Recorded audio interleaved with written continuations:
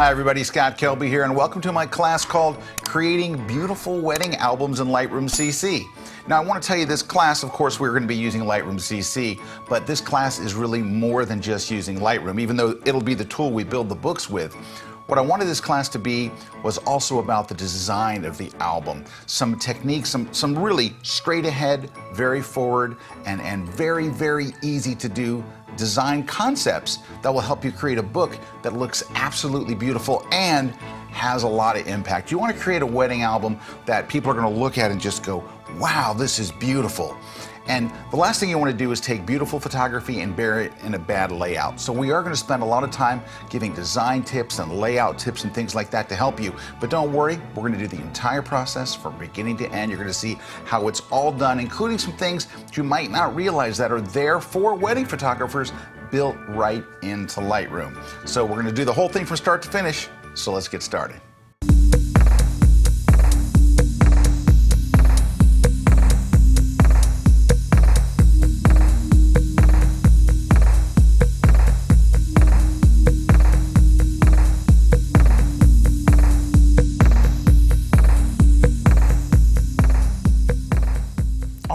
The first piece of advice I can give you that's going to make your whole process so much easier for you is don't begin making your wedding album book until you've gathered the photos all together and put them in a collection inside of Lightroom first.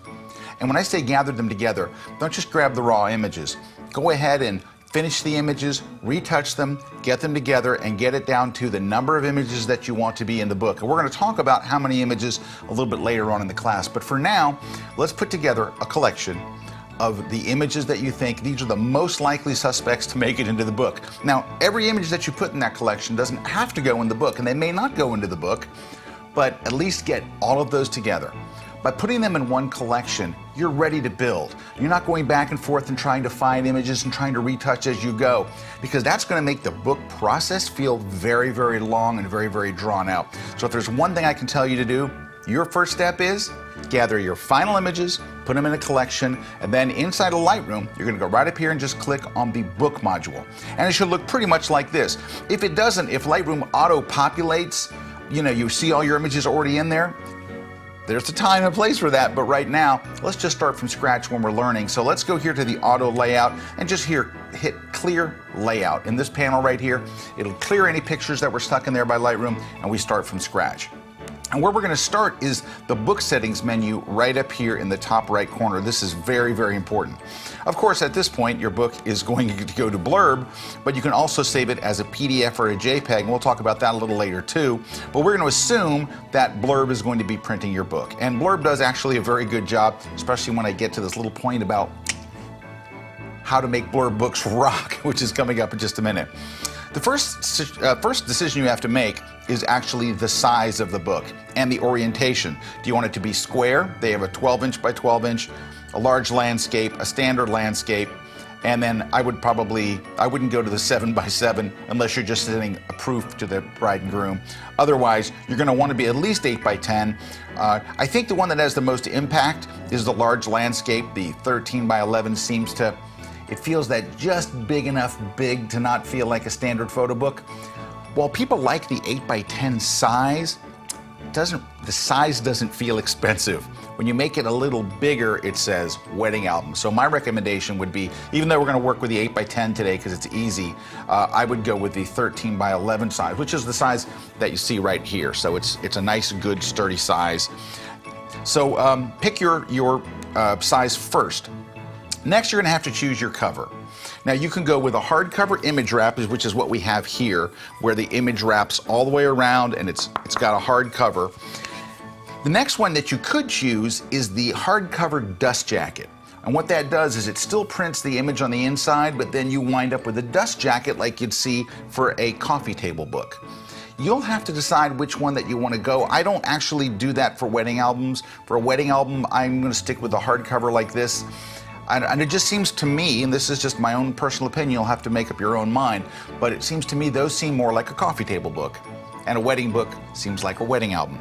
They seem like two separate things to me, so I generally don't choose the dust jacket, but it is the hardcover dust jacket is a choice. Paper type. This is really important, and I'm going to try to convince you to spend a little more money than the default amount, but I'm going to tell you why. So I'm also going to tell you how to pay for it. This is pretty interesting. So the paper type, premium luster is the default, and honestly, it's a pretty good straight ahead paper. I've printed, I would say, the majority of my non-wedding album books using premium luster. If I'm doing travel photo books or gifts for friends or football or whatever, it looks good. They're good, solid paper. Kind of reminds me of like the Epson premium luster kind of paper, if you are familiar with Epson papers. So it's a nice paper. But I'm telling you what, you can spend a little more and go to this Proline Pearl photo. Oh my gosh. So let's say that it costs around 20% more. And by the way, Lightroom is going to give you a preview of what the price is. If you look right in this, it'll tell you, okay, right now for maybe a 24-page book or whatever it is, it's going to be around 50 bucks. And if you up the paper, it's going to cost more. Watch. It's going to go to Proline Uncoated. It's going to jump you up to 57. So you went from basically 50. It added $7. Here's the thing. So he does bump up the price a little, but the quality increase when you go with the Proline paper is amazing. I have to tell you, it goes from a, hey, pretty nice photo book to, oh, this is beautiful. It feels beautiful. It looks beautiful. Just the quality of the paper, I can't tell anybody that's doing a wedding album that it wouldn't be worth it to do that. It makes that big a difference. It does increase your price, but here's how I'm going to save you some money next. All right, so first I'm telling you my recommendation would be to go with the Proline, not the Proline Uncoated, the Proline Pearl Photo is the one I would want to go with.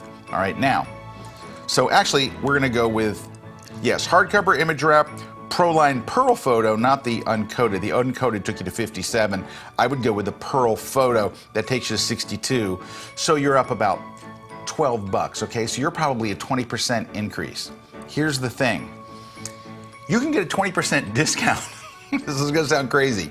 So that almost bumps you 20%. You can get 20% off by doing one thing. On the next part of this thing in book settings where it says logo page, it says none.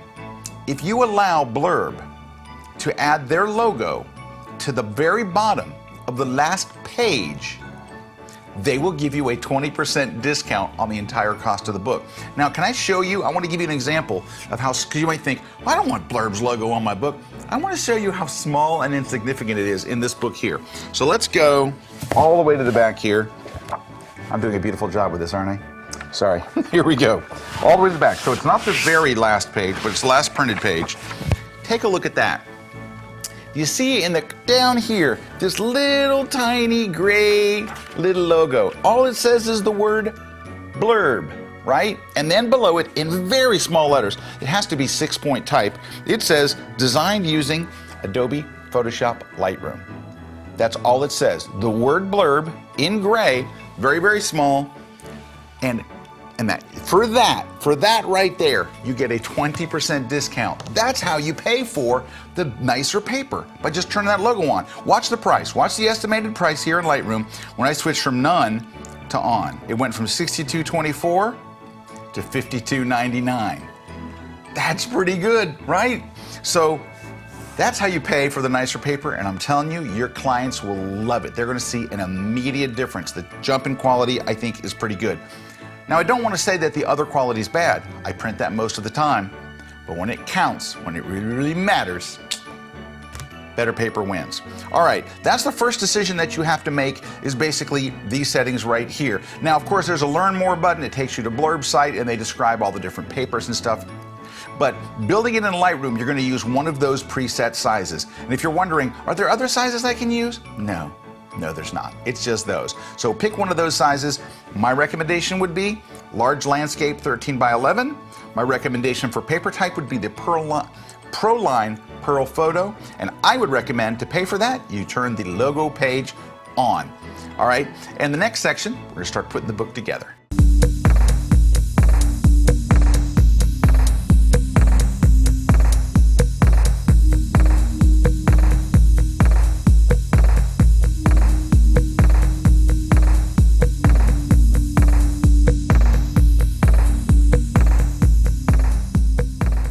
All right, now it's time to put the book together. Let's do this. The first thing I would recommend to you is you need more space to see your layouts. And I generally work in this two-page view you see here. So let's do this. Let's go ahead and hide the left panels. By hiding the left panels, number one, you don't need to go to the left panel for anymore. You've chosen your collection. You're not going to change collections. You're actually done with the left side panels. Let's hide them. It increases our workspace, lets us see everything a bit larger. So I'll go over here and click and just hide that panel. And actually I have this set to auto show and hide, which is the most annoying of all of the options. I'm going to choose manual so it doesn't accidentally pop open. All right, so here we go. So here's our layout. How do we go ahead and create layouts? Well, you can change the size of the thumbnails here if you like. That gives you a better view of what we have. We only at this point have a front cover, back cover, one page, and then Blurb's logo. So no problem, I'm going to teach you how to add pages and all that. But let's start by doing this. We've made our work area bigger. That's good. Next, you need to see your film strip because you need to have access to the images in your collection. So your images are in the film strip at the bottom. All you have to do to get an image in here is not do that. Make sure it's set to manual so it doesn't keep popping open.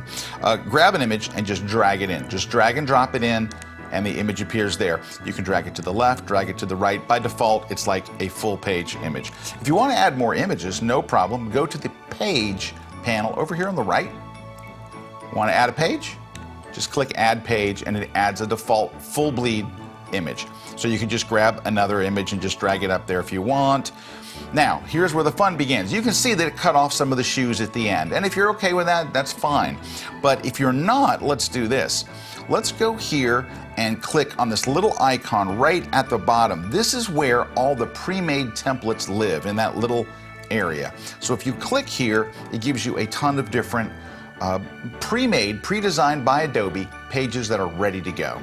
And so if you want this whole image to fit, because by default, these new pages are going to basically go full bleed, and it's going to zoom the image in to fill the size of the page. So let's go and say I want this to fit fully inside here. You can just click on the little thumbnail for the one that you want, and it applies that to the page. Really, really easy. That's all you're going to do to design your pages is choose what you want on the left and what you want on the right. So for example, you could go over here and say, well, let's try a picture. Let's drop a picture in there and see what we think. Now, if you drop a picture and you see a warning sign up in the corner like we have here, if you see that warning sign, here's what that's telling you. That's telling you that the resolution of this particular photo is too low to print. In this case, I grabbed the low res photo by accident, and that warning is going to say, in fact, if you click on the warning, it'll tell you what the resolution is and you'll see how much trouble you're in. Yep. It's a 72 ppi low-res image, and they don't really want you to print any lower than 200 pixels per inch. So it's telling you, well, if you zoom it out, if you make it a lot smaller, there's probably a zoom amount where it would have enough resolution to print. It's going to be less than half the size it is now. So how would you zoom it out? Well, if you click on the photo, see the little zoom thing that pops up here? You can drag this and see if that'll help. Drag it to the left and see if you can get it small enough. I don't think it's going to go small enough for that little warning to go away. In that case, you're going to go to the little corners here and try to drag it to where it's smaller. We're going to drag it, and see if we can make it go away. Watch out. See? Right there, you can print it. You can even take a 72 dpi image, make it small enough that it will print, but of course, with a nice image like that, you wouldn't want it to be. You don't want the bride to look like a postage stamp. But that's how you would do it. So let's do just a little bit of layout here, and I want to give you some ideas of things that you can do, because I want to kind of run you through those templates, because knowing how they work will really help a lot. First, let's take a look here. Now you saw we started with this full page image. You can grab a corner and drag in, and you can kind of resize your image any way you want. Let's actually choose a different image so we don't have to keep messing with, let me find an image that does have some resolution here, so we don't have to keep messing with that warning. So you move things around by just dragging these little guides in and out. Even though you can't see the guides, they're there. If you go right to the edge, you can pull it in and pull it out. If you want to adjust a particular side, or you don't want it to move, in tandem, then go to the cell, all right? And then there's a little toggle switch there that shows the padding. Now you can see that by default they're all turned on, they're all linked together, so when I grab one side it all moves together. You can see, look at the percentages, the point moves over here, not the point, the point size move as I move. If you turn off link all, now each one of those four sides acts completely independently. So you can say I want to kind of move this up, make it nice and thin. You can move the top. You can do the left side. If you wanted to make a layout like this, I'm not sure this would be the most awesome layout, but if you wanted to, you could make it kind of like that. All right, so that's what those are for. And if you ever think, I've just made a mess of this, no problem. Go back and choose a template, and it comes right back into play. Now, you have a number of different layouts that work pretty well. I want to talk about the one photo ones. The ones that I use the most, well, there's probably three that I wind up using a lot. I do love the full bleed, and we'll talk about design stuff in a minute. I also really like the next one to the left of it, the one that puts a nice crisp white border around it, I think is really important. And I hear a lot of wedding photographers complain that when you take an image and you fit it on an 8x10 for like making a print, right, for a print for the bride, our images don't fit full bleed on an 8x10. The ratio, the aspect ratio of a digital photo doesn't really fit an 8x10 size. And the secret to get around that is, of course, to leave a white border. So here, if you need the whole image to fit and you don't want it cropped to square or anything, you can go down here and there's other options. Here's a wider one so you get the whole thing in. So there are other options that allow you to fit the image, fit it on the page, and still fit the right aspect ratio of the original photo. So that's one photo. How about two photos? If you go to two photo layouts, you can see there's a number of them. Now, if you see a square box and you see what looks like dummy text, that's telling you there's a text box already waiting there for you. Here's the key. You do not have to add text. It doesn't actually put any dummy text on screen or anything. It's not actually going to print any text. It just lets you know if you want to choose a layout and tell a story, it's right there for you. These that don't have it, that's butting right up against each other. These have space. This particular one I actually do like. I don't usually put any text below it, but it's a nice clean layout. So let's just click this, and it puts a gray box to let you know you can drop another photo there. I wouldn't necessarily probably put these two photos, but let's grab a couple of photos here. 1 and 2. All right, and let's finish it off by going to the other side. This is really a design tip. And let's do the same thing, because consistency works really nicely in a wedding album. I don't mean do the same thing on every page, but sometimes when you have little groups together and things that appear throughout the album, it becomes pleasing. We like patterns. People love patterns. That's why when you walk in a building and you look up, all the lights are in a row, everything's a pattern, the wallpaper looks one way, the carpeting looks, it's all a pattern. People love patterns. So I'm gonna go over here and put the exact same one. I'm gonna go to two photos. I'm gonna put them side by side. I'm not going to put text, all right? Let me just grab a couple of different images instead of these. Let's maybe take, drop this rose over here, and maybe another kind of make ready shot. Well, I didn't want to put a black and white, and let me go down a little further and find another one for you. How about, those are all kind of reception-y ones. Let me grab, I'll grab this one. It's kind of lame. Okay. There we go. So you have kind of a nice layout. And by the way, anytime you want to see, I kind of really want to see what the page looks like without a bunch of distracting stuff, Shift Tab. Just hit Shift Tab, move your cursor out of the way, because when your cursor's over the images, number one, it brings up little cells. Even though you're not putting text there, it's kind of distracting to see that. Just move your cursor out of the way, and it gives you the uncluttered view. So you can see that's how easy it is to create a spread. And you have complete control over how many images go on each one. And again, we'll talk about how to lay those out in just a few minutes. But that's an easy way to basically get you going. Now, there's a couple other things that you're gonna wanna know about these pages. So if you want to create a custom page, like you like what they've got there, but you want to create something different, something on your own, you can actually create custom pages. Let me show you how. So let's go here. My recommendation would always be start with the single photo full page. So let's do that. Go to the full bleed, one photo, one page, and let's start there. So then we're going to grab the corner, and let's say that maybe you want a square layout. We have to bring the side panels back here over here, and let's try to make it pretty square, all right? So let's go, we have 195, 195, and let's kind of unlink them all, and let's kind of make this more square. Actually, let's make a small square. Now this probably is not the best photo for a small square, but that's okay. I'm just saving the look of it. All right, so a small square like that, and it's not exactly right on the money, right? But it's in the ballpark. Let me make it a little more square. Okay, so we have a small square. If you like a layout and you go, you know what, I like this one, there isn't really that small of a square. On all their presets inside of Lightroom, they're kind of big squares and medium squares. They don't have a small square, but you can have a small square. Once you design it the way you want it, and you've done that over here by unlocking the link all, just right click on the page, and at the very bottom, you have a little thing right here called Save as Custom Page. That's your own custom page. You made one the way you like it, and you're gonna save it. So once you choose Save as Custom Page, right, it's gonna add it to the Custom Pages collection. And now there it is, there's the little square that I have. So now anytime that I want to apply that square look someplace, I can just go right there, click on square, and know that I've got it. So that's an important thing to keep in mind while you're working, that you have this ability to create different ones. You also can create favorites. Let's say that you found that, you know what, I wind up using the same few wedding layouts again and again. And quite frankly, I can tell you, I wind up using the same favorite ones. You can create your own favorites from Adobe's pre-mades. So find one that you like. For example, let me go here. Well, you know that from that 2-photo one, I like the layout that, let's go to over here. Oh, let me just click out of this here. Let's go to the other page. You know that I like this two layout. So it's 2 photos and they're side by side with text. I don't really need the text, but I do like it. Notice why, watch my cursor. As I move from here, a little circle appears in the right-hand corner. That lets me add this page just by clicking on it to my favorites. Now, if I want to get to where all my favorite pages are, it's right there. You know how handy this is? Because within a couple of days of working in this and doing a couple of albums, you're gonna find your favorites.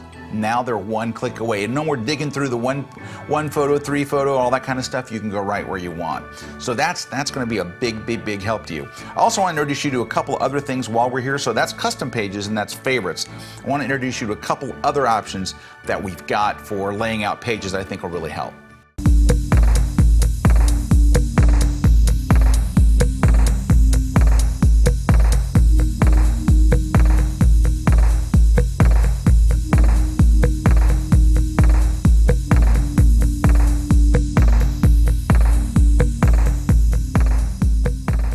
All right, I think I have something that's going to help you, and you might be surprised to learn that Lightroom actually has wedding graphics built right into Lightroom. They're kind of hidden, but I want to show you where they are so you can unlock them, because some people like to add these little ornamental things, especially sometimes if you have kind of a boring picture but it needs to be there.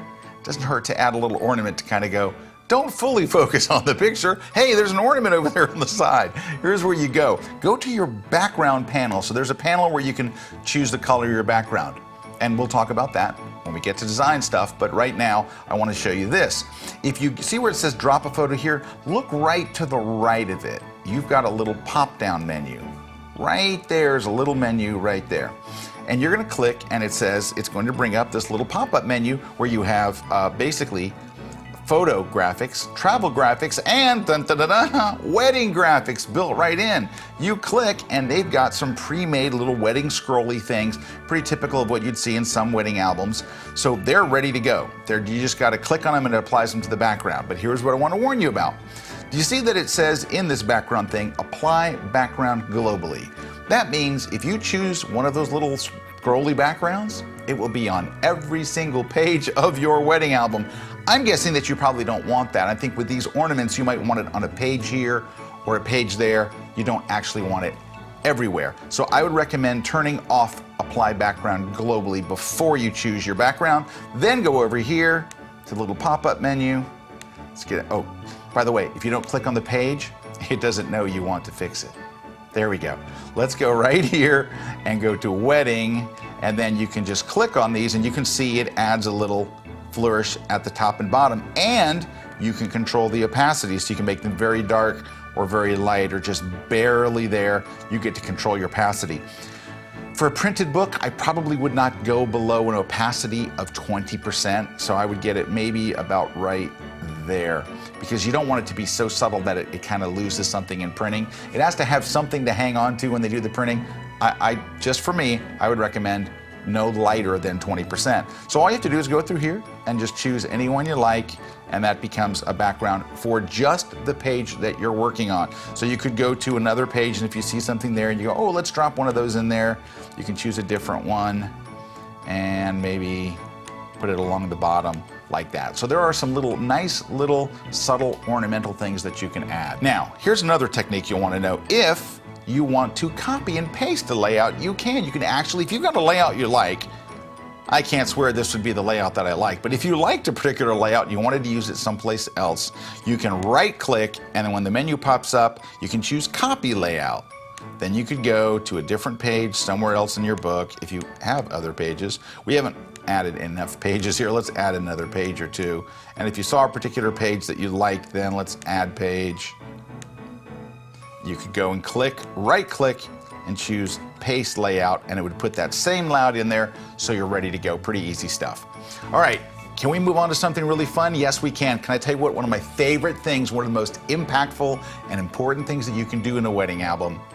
The two-page spread. The two-page spread has so much impact and so much drama. You don't want to use it a lot. You don't want to have a 30-page book and have 25 two-page spreads, but can I tell you something? It's so tempting because they're so beautiful. I try to reserve a two-page spread for really important pictures, something that has a lot of drama to it, or kind of your hero shot or something like that. So let me show you how you add one. Let's just go back and look at our layout, and let's go choose right here, and from the pop-up menu, right there, two-page spreads. Now, when you click on it, it's going to show you here's what's available. There is my favorite, which is the full bleed. The full bleed has a lot of impact. It goes all the way to the edges of the page. My second favorite, of course, would be the one that has the little white amount behind it, the little white border all the way around it. And sometimes you want to use this. Do you know why this one comes in handy? I've had this happen on more than one occasion. You take a photo that maybe you've cropped or something, you drag it into the two-page spread, and you get the warning, and it says, this doesn't have quite enough resolution to print. I found that sometimes if you click the next one down, the second one that puts a border around it, well, what did that do? It shrunk the image by quite a bit, and all of a sudden it's fixed. All of a sudden you had just enough resolution to make it. I've had it happen on a number of occasions, so it's worth trying. If you see that little warning sign up in the right corner, the little exclamation point that says, not enough resolution, try this, you might get close. All right, let's start with the full bleed one, and then we'll show you how this works. Let's just go back to our film strip, and all you have to do is grab, now I would try to grab kind of an epic shot, you know, one that's gonna have a lot of impact, but look at that across two pages. Doesn't that look, I mean, it really looks impactful, and that's what you want, I think, you know, you want that impact. And if you don't want to try that one, you can try another one, all right? You can move it up or down, kind of adjust it the way you want. Don't like that one, drag and drop. You can just find different ones, see which one works the best in that space. The problem is you're gonna find so many photos that work nicely. By the way, take a look at this shot. I think it's low res, but look, I don't think I'll be able to make this one small enough to be a two-page spread, but it's got the warning up in the corner. Let's see what it is. Yeah, it's gonna print at 53 ppi, so I've used a low res photo. I have the high resolution photo so I can go and get it, but it does give you that warning. And by the way, switching to a slightly smaller version ain't gonna do it. Let's click, and did you notice the resolution went from like 52 or 53 to 55? Yeah, that's not gonna do it. We're gonna have to get the high resolution image. But do you see how intoxicating these things are? You can drag almost anything up there and it looks really nice as a two-page spread. I think it is one of the most powerful design features we have. Now, they also have multi-photo ones, so if you click and look on here, you'll see there's also some of these where you can overlay something. So if you wanted to overlay another picture, so this is from the first dance. Let me see if I can find something else that might be appropriate there. Well, this would be kind of odd because it's a different bride and groom, so let's take that one out of there. But you could find another photo that might be appropriate there, and that would not be it. Let me go to another reception and see if I can find something else. There you go. That's actually from the same. That's from the same bride. Now, this is a much darker tone overall than this one because I had my assistant put a flash behind them. So that's Brad Moore standing back there blowing a flash like kind of through the bride for kind of a light burst effect. So you might want to go into the develop module and change that. And so I want to talk about that because this is an important thing. When you're working your layout, if something doesn't look right or you want to change something, this is so easy to do. So let me show you. Let's try a different image. Let's go back to this page. And I got to get rid of these. Let's just choose the standard 2, and we're not going to need the actual background stuff. Let's turn off the graphic. I don't really need to see the graphic on this page. But let's say that we drop a picture in here. Let's make this one a 1 photo, and we'll make it kind of large, and I'm going to drop a photo in here. All right, we're going to grab an image. And so let's say I have the image there, and I go, well, let's put it with some other images. Let's put it with this one, and let's put it with maybe this one. And you think, this would look better as a black and white. Here's all you have to do. Just simply press the letter D. It takes you over to the develop module. Now you can edit this like any other photo. So I'll say I want to make it black and white, and I also kind of want to give it a little bit of a soft glow. Here's a trick I use for wedding photos. Go to clarity, and of course adding clarity, if you drag to the right, is going to kind of make it it's going to enhance the texture and make it even more sharp. I think it looks a little too sharp. Drag clarity to the left and watch, it gives it kind of a glow. Look at the soft glow it kind of gives it. I don't want a super soft glow because then it looks over retouched. But I add a little bit of negative clarity and it just kind of softens up. Now when you go back to the book, look, it immediately updates, immediately. So now you can see if that looks right and leave it. If you don't like it, of course, just hit undo. Just press Command Z on Mac or Control Z on Windows and go back here and undo it. So you have multiple undos. Press it till it's done and then go back to your book module. Actually, I think it probably does look better as a black and white, and I do like that little bit of softness. All right, one more thing. I want to give you some navigation things that'll help you, and these are pretty important. You're going to be switching between 3 main views, and there's a couple different ways to do it. In the bottom left-hand corner, you'll notice there are 3 icons. The first icon on the left here is the overall view. It's the multi-page view, they call it, and it's letting you see the entire thing. All right. The next one is the 2-page view, and the last one is a single page. Why would you ever want the single page view? Because if you're adding text, you don't want to have typos. You want that view where you can get in really, really tight. And if you press Command plus or Command minus, it zooms way, way in. So Command minus and Command plus zoom you in and out. On a Windows, that's on a Mac. On a Windows machine, it would be Control minus and Control plus. Watch, zooms you in crazy. You can go down here and check your text. That's provided, of course, you added text. And there is a button. You notice it says Add Page Text? That lets you know that if you click right there, it creates a text field and you're ready to go. Now you can just type right into there. Well, this is where that comes in really handy, making sure that you don't have typos and things like that. That's pretty important stuff. Also want to give you a shortcut for zooming because you're going to be changing between these 3 views a lot while you're making your view. Here's the shortcut. So I'm going to get to single page. Command E gives you the grid view. I call it the grid view. Command R gives you 2-page. Command T gives you 1 page. You know what's nice? On your keyboard, they're right across the top row. ERT, Command E, Command R, Command T. On Windows, it's Control E, Control R, and Control T. So those are some layout things that are kind of important. You know what we really haven't talked about? Text. So the next segment, we're going to talk a little bit about text and how Lightroom handles it for books. It handles it a little differently than you might think.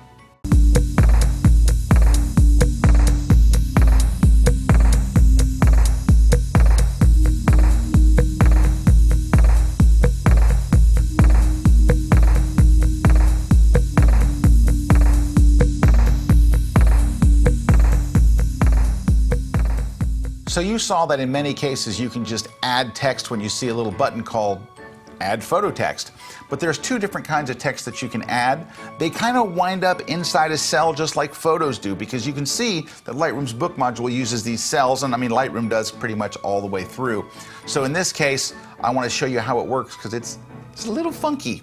What's interesting is that the type engine in Lightroom in the book module is actually very robust. It does a lot of like high-end type things, but at the same time, Moving text around the page, it's a little bit clunky. You can get it done, but it's a little clunky. So watch, you just saw me in the last segment click on page text, all right? So I'm gonna hide the picture here, and there's my text. And I can highlight it, and then I can go over here to the type panel, and I can choose fonts, I can choose size, opacity, tracking. Tracking is the space between all the letters that you've highlighted, all right? Baseline is to move it up or down. And you probably won't do this a whole lot in a wedding album, but it would be if you wanted to write the word H2O, you want to move the 2 down below the baseline, that's what you'd use it for. I don't think you're going to use the baseline shift too much in a wedding album. Leading is the space between multiple lines. So if you wrote 3 or 4 lines, like 3 or 4 sentences in a row, how much space is between them? That's what the leading does. Kerning is when you have 2 letters that have too much space between them, or too little space, and you want to just move just between 2 letters. Tracking is I'm controlling a bunch of selected letters. Kerning is I'm just controlling the space between 2 individual letters. And also you have little icons down here for centering your text, which in this case I'm going to center it. And you've got left justified, right justified, justified, and then you have 3 different positions of where you can put it. In this case, there's no place for it to go, so it's going to go there. Let's choose a different font, because that certainly is not a beautiful font. Let's go choose something like, up here we'll choose like Apple, well, no, we're not going to use Apple Chancery. How about Bickham Script Pro? That's a nice font. And we're going to increase the size a little bit. All right, and then we're going to say, you know, looking out the window. And by the way, don't use that in your wedding album. But I do want to show you how it works. You see the little nub there? You see how your grabber hand shows up when you get right at the bottom? You can actually pick it up and move it. Let's put something more likely you would actually, you know, use. Okay, so let's highlight that text. Let's change the color over here in the little color picker to white. And, you know, let's, you know, waiting on the groom, ... All right, so if you wanted to add text, that would be something nice that you could add, and it's really simple. You can move it around this way, and basically all you're going to do is move it up and down, and then of course, as you remember, we've got the left justification, center, and right. And we'll talk a little bit more about these when we get to designing the book cover, because that's going to be a little sticky. But that's basically it. However, you don't just have one, you actually have 2 things you can add. You've got your basic page text and photo text. So you can have like a heading and a subhead, and that stuff will come in handy later. But I just wanted to kind of introduce you to type right now. The type's there. We'll talk more about moving it when we get to the cover again, but it's there, and it has some power.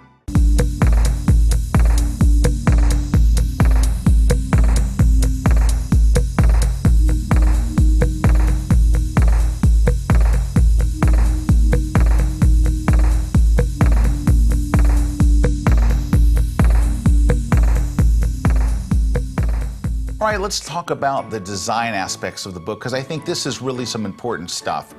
And I've seen wedding books run the gamut, from them looking really, really kind of messy and trashy to them looking very, very elegant. Personally, I'm going to go for more of a clean, simple, classy style. I think that most brides would like that. Not all brides. Some want a funky wedding album. But first off, I think if you want the images to have impact, if you want it to look clean, well, what does that mean? It means, number one, limiting the number of images in the book altogether, and limiting the number of images per page. I generally like to have 1 to 2 images per page. Occasionally 4 works, occasionally 6 works on 1 page. But you might want to use it for like the formals and things that aren't, you know. Although we always shoot the formals, we do it out of obligation, not because anybody really wants the formal pictures. Even the bride and groom afterwards go, yeah, these are kind of... But anyway, it's almost like just documenting who was there, and that's why I always try to get the formals over so quickly. But that's a good place where you might want a multi-photo spread. But I'm telling you what, if you want a clean layout, it means 2 things. White space. Leaving white space. Try not to pack everything in there. When you leave white space, it creates a very, very elegant look.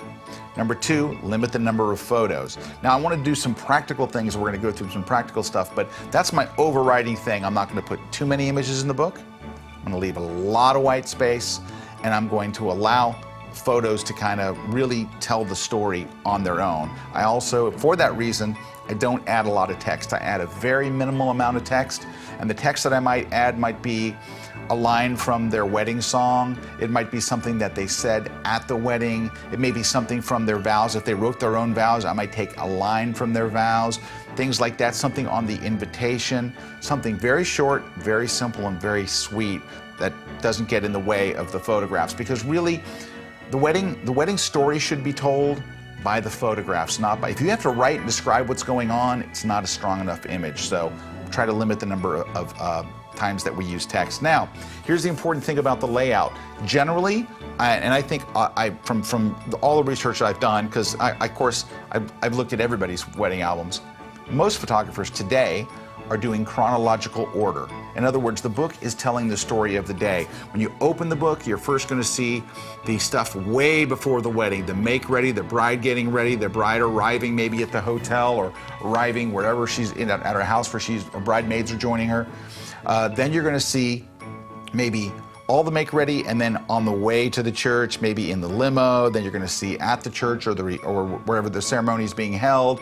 Then you're going to see that. Then you're going to see the reception, and then them leaving for their honeymoon. It's going to tell the story of the whole day from beginning to end. So that tells you right up front, when you have your collection, start putting them in that order. Start putting the make ready shots up front, and then the wedding ceremony stuff, and then the reception stuff, and the book should read the same way, because you shouldn't have to the bride and groom should not have to stand by and go, oh, this is me getting ready, oh, this happened before the wedding. The book should lay itself out just like that.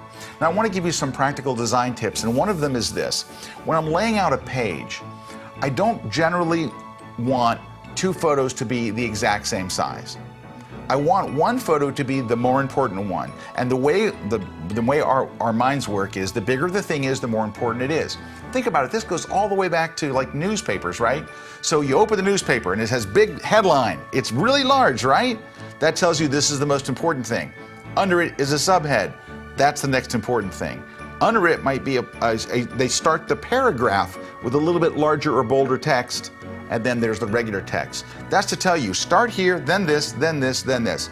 This is the most important, this is the next important. It's all done by size. So let's take a look at laying out a page here, and I'll show you what I mean. So for example, let's grab a two-page spread here, and I'm going to grab two images. So let's go down this way a little bit, and let's choose, I'm going to grab this image we used earlier. Let's grab this image, and we want to say this is a more important image and this is less so. Don't make them the same size. Go in here and choose either a smaller size, and this is a layout, by the way, I use quite a bit. One big large one and another impactful photo, but not nearly as large. That says look here and then here. Or you can go quite a bit smaller, there, or even smaller and wider, there. That says this is the most important one, this is next. So I think that's a very, very easy thing to keep in mind. Always have a big hero image and then the next one. Now, if you want, you can certainly have multiple images there. For example, let's go to a nice two photo spread. Let's choose two tall ones with a little space in between, and let's put a couple of shots of the bride and groom here, kind of goofing off a little bit. There we go. So you can have a spread like that. Now, this one actually looks a little large to me. Like, I think that the size of these is a little big. So what you can do is just grab them and go in a little tighter, like that, and get them to about the same size. I think that white space around it, this is what I was talking about, I think it really does a lot to add elegance.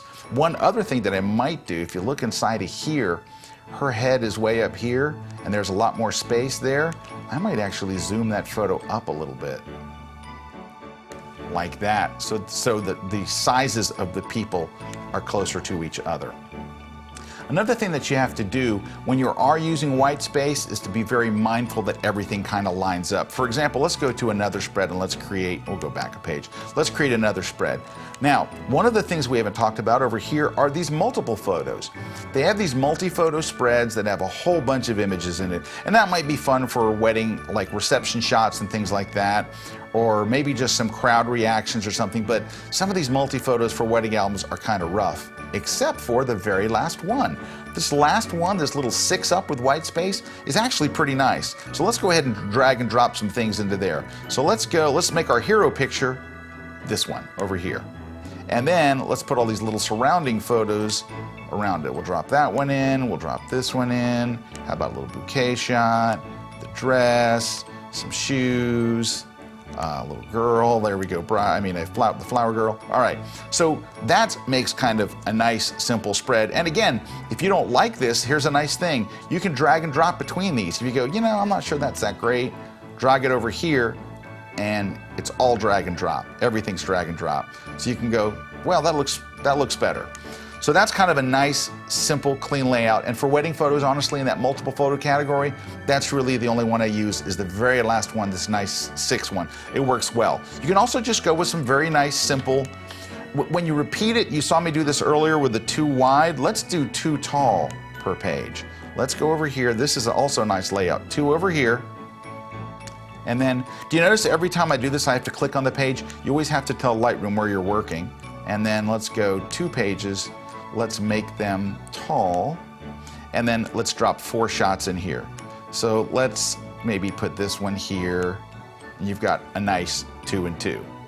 So that also can work out just nice, simple, and clean. Again, it wouldn't hurt my feelings if these were a little smaller, a little skinnier, and add a little more white space. And then if you get it the way you like it, remember, you can save this as a custom page.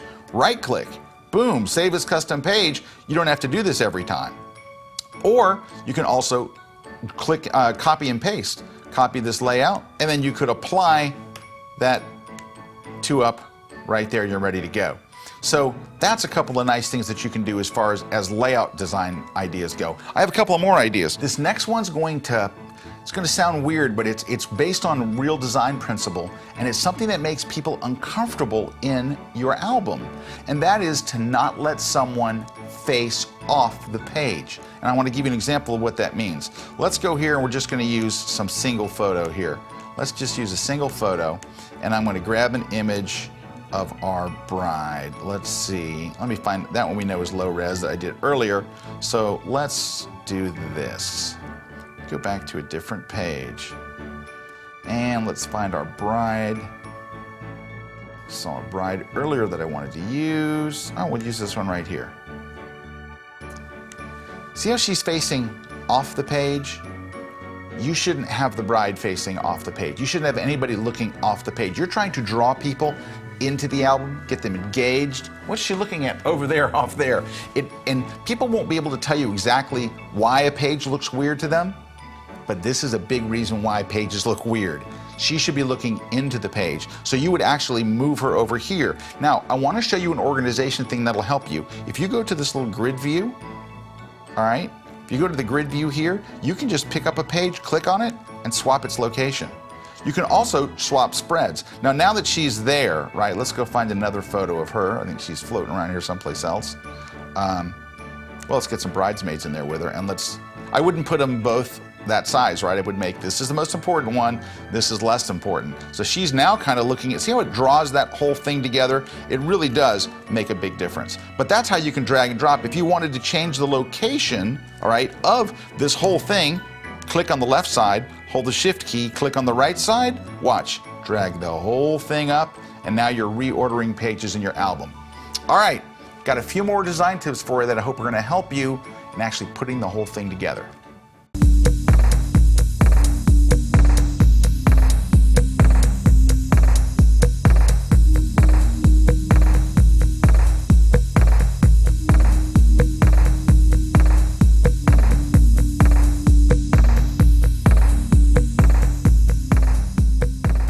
Alrighty, I want to give you 7 layouts that you can use in your wedding album designs right away. They're already built in, but I kind of want to show you them because they're not real obvious. But I also want to show you a little cool design trick to get us started off. Do you know that Adobe's done some of the legwork for you? They created a set of, I guess you'd call them wedding favorites, some of their favorite wedding stuff, and they put them in a little wedding pop-up. So go to the page, click right on the little pop-up menu to show all your things. Look at the bottom, weddings. and they chose some of their very favorite ones and put them there for you. Now, some of those are not my favorite, but some of them are okay. Remember, we had to go to the multi-photo one to get the 6 layout? Well, they're right there. So they did come up with some, but none of these really are those. But I just wanted to show you them anyway. So these are some that I came up with using their templates. Okay, so this particular spread I think is pretty nice. This is great when you want to cover a lot of things. These are both two image pages. So click on a page, go to the 2 photos, and you can see it's highlighted. There's one larger picture on the right, and then right up against it is a tall picture. So wide and tall, but that should be a left-facing page. Ignore the text on top and bottom. And then there's the same thing for the right-facing page, wide and tall. So the talls are on the outside, the wides are on the inside. It just makes a very nice, clean look. So that's number 1. Number 2 is, this is a really nice one. It's very, very clean. It's different than anything else that you're gonna have in the book, so it kind of stands out on its own. This is a single picture, so click on it. Go here to the 1 photo and scroll down, and you'll see the image is pushed all the way up to the gutter. So you're gonna have to use the one that's pushed on the left page to the right side, and then on the right page over here, you're gonna choose this one. So those 2, you can add text, but I think what's nice about it is all the white space over here leads your eye right to the middle. So there's another layout. Number 3, this is straight up 4 squares, just 4 squares right across the middle. So these are 2 each, so we just go to the page, you find this under 2 photos, and if you look, there's the tall and the wide we just used, but right next to it, very nice, 2 squares. And you want to do the same thing on both sides so you get this nice look. This is good for reception type of stuff where, you don't have to show 50 images from the reception. I get it, people were partying and having fun. Awesome.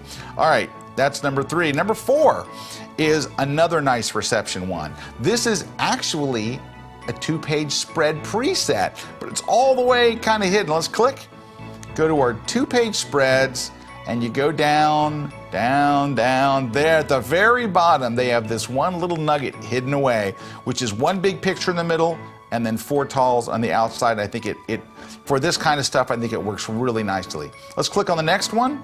And this is a 1 photo with white border on the left. Take a look. And then 4 photos on the right, just a simple 4 photo. And we chose the one that has 4 squares. You could go with the smaller one, and that doesn't look bad, but what I like about the other one is the margins line up right across there. That doesn't look bad really, to be honest with you, but if I undo and show you what I mean, see how those margins automatically line up? So choosing the single photo with the 1 space, right, that one right there, lines up perfectly with the 4, and it's just so clean. How do you beat that, all right? And then this one's nice. This is 3 squares. Now you saw us use rectangles over here. 3 squares, 3 squares, lots of white space. It's a nice, clean, simple, classy look. And lastly, we have this one, which is 1 square, that square that I like with the white space around it. Then over here we have 4 images. If you click on the pop-up, you can see we're using 1 big tall one, and you can see a little white gap and then 3 wides. So now this is actually a wide image, which is nice because I can kind of move it anywhere. Whoops, let me went a little too crazy. There we go. So it was a wide image. I'm just hiding this chandelier, the chandelier. Anyway, so there's the 3 images. So that's kind of also a very nice subtle look, and you could go with something square if you wanted to really be small over here, but look, the margins line up, and if you wanted to, you could go to one of the custom pages we created earlier, like that square, and make it really clean and really subtle. I actually like it bigger. I like it with a bigger one. There we go. Well, there you go. Just wanted to add a few more design elements to make your wedding album creation that much easier.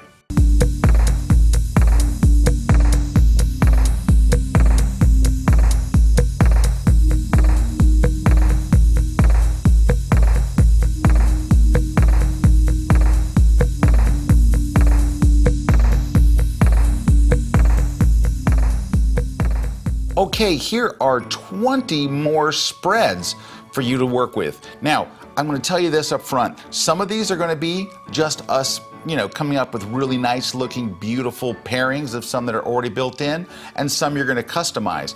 Anytime we customize, like this spread here, there isn't one that does two big squares like this side by side. They just don't make one like that.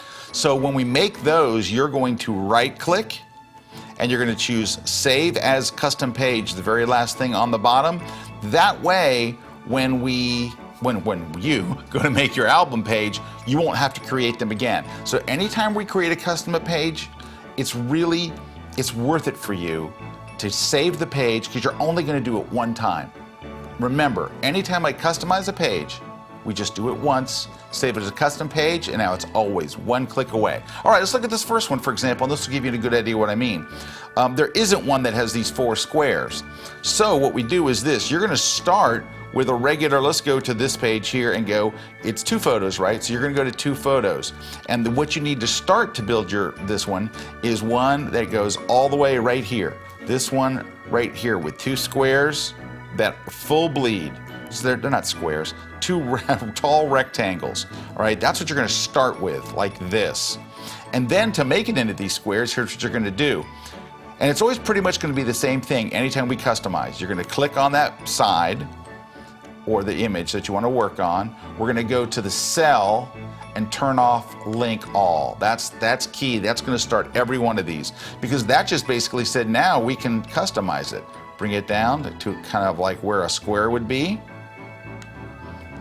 All right, and just to make it easier for you, I'm visually kind of lining it up with the other one here.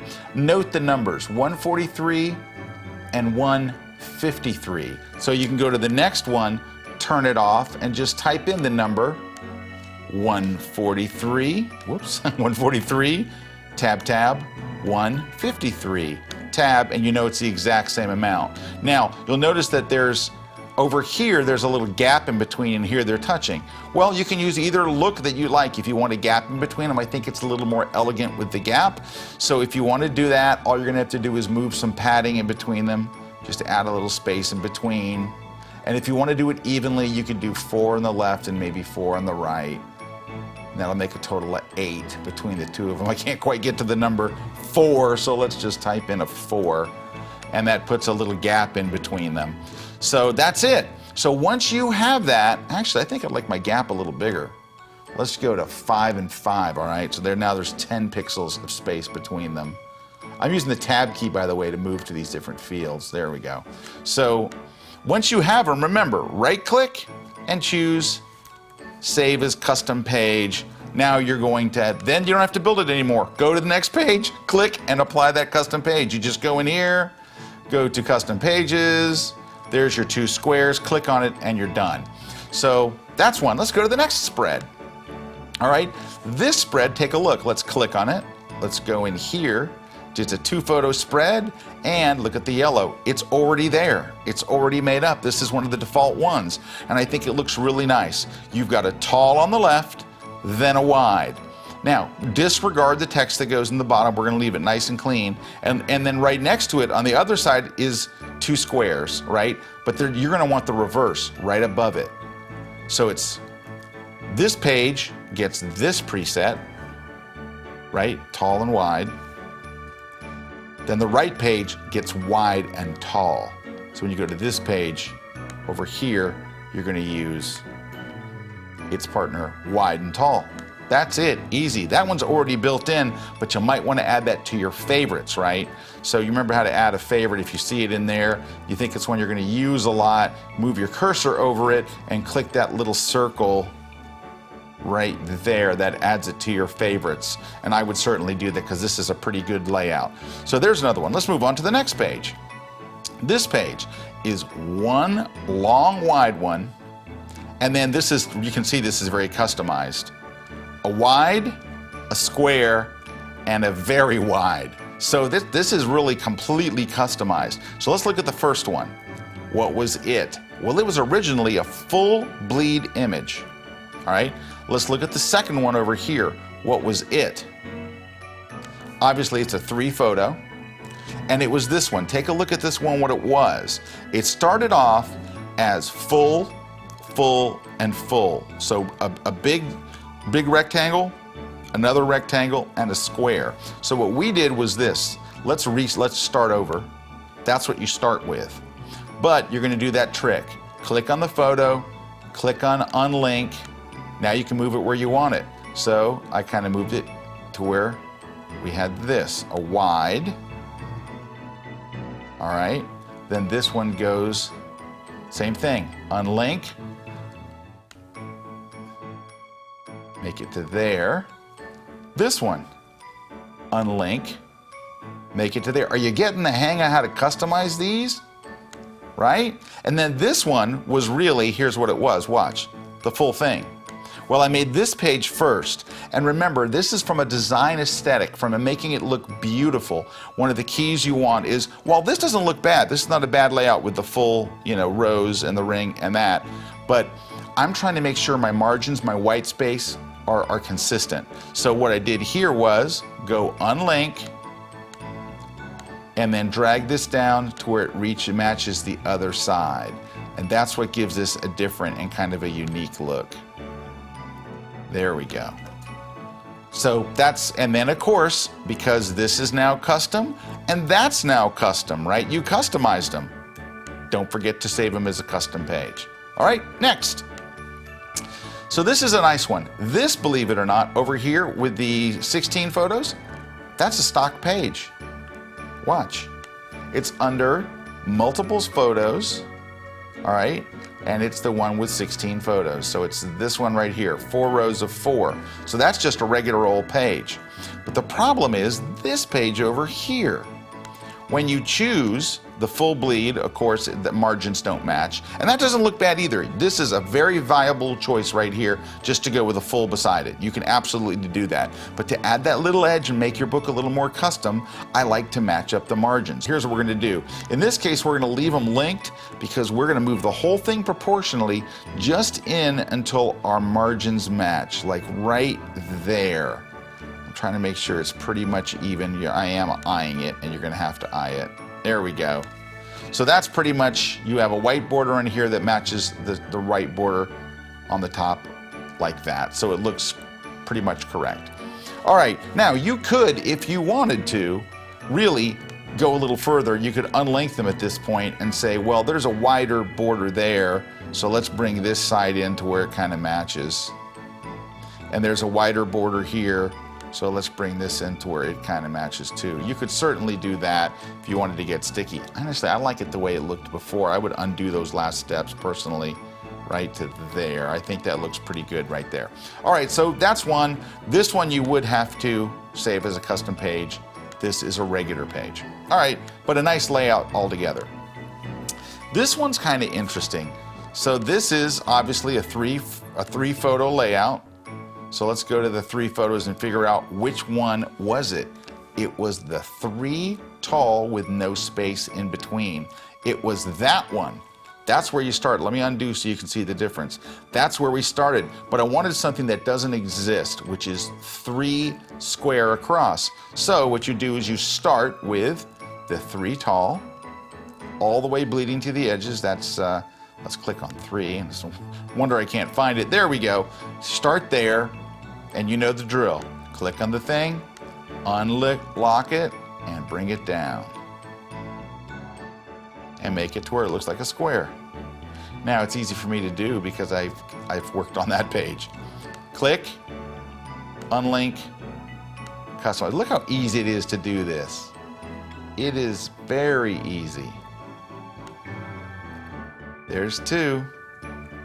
Last one, unlink.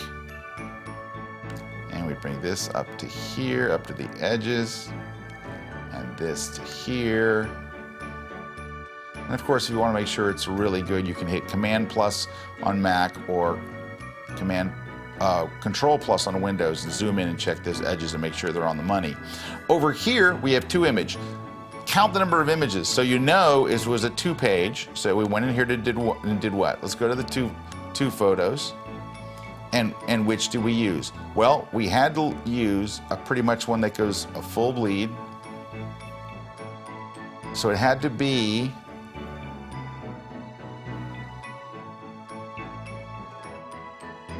there's one on top of the other. right there. And let's see what else we have that's full bleed. That's pretty much it for the full bleeds.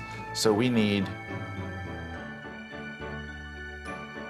this one, or this one where it's got a wide and a tall. So we started here, right, with a wide and a tall next to each other, but we're going to customize it. Click here, go to link, make it skinny, same thing over here. It'll be easier for us to do if I start with this one. And make it go all the way across the page like a 5-panel pano. Right there, bring up the bottom, that's how it was done. So you see how it starts with like a page that bleeds and then you just kind of edit it to where it matches. There we go. So that's a nice spread all the way across. Now, I don't have any margins between them, no padding between them. Of course, you know you could add padding if you want to any of these. Just click on it and add a left to right. So if you wanted to add a little bit of space, now it puts a space between them. Go to this one maybe and add a little space on the right. And so you can go easily enough and add space between any of these. That would be on the left side, wouldn't it? Whoops. Just a tiny bit. And you want to use consistent numbers. Whatever number you used over here, 5, then you would want to use it over here as well. That's right. Let's go to 5 on the left. There we go. So that way. But that's, again, your choice. Next, this one. Well, we know what the left page is. One big solid photo. Easy. Right page. What did we start with? 1, 2, 3, 4, 5, 6 images. And what we did was we basically made, look at the, you can see what the squares were. Look, 1, 2, 3, 4, 5, 6. It was 6 full bleed pictures, right?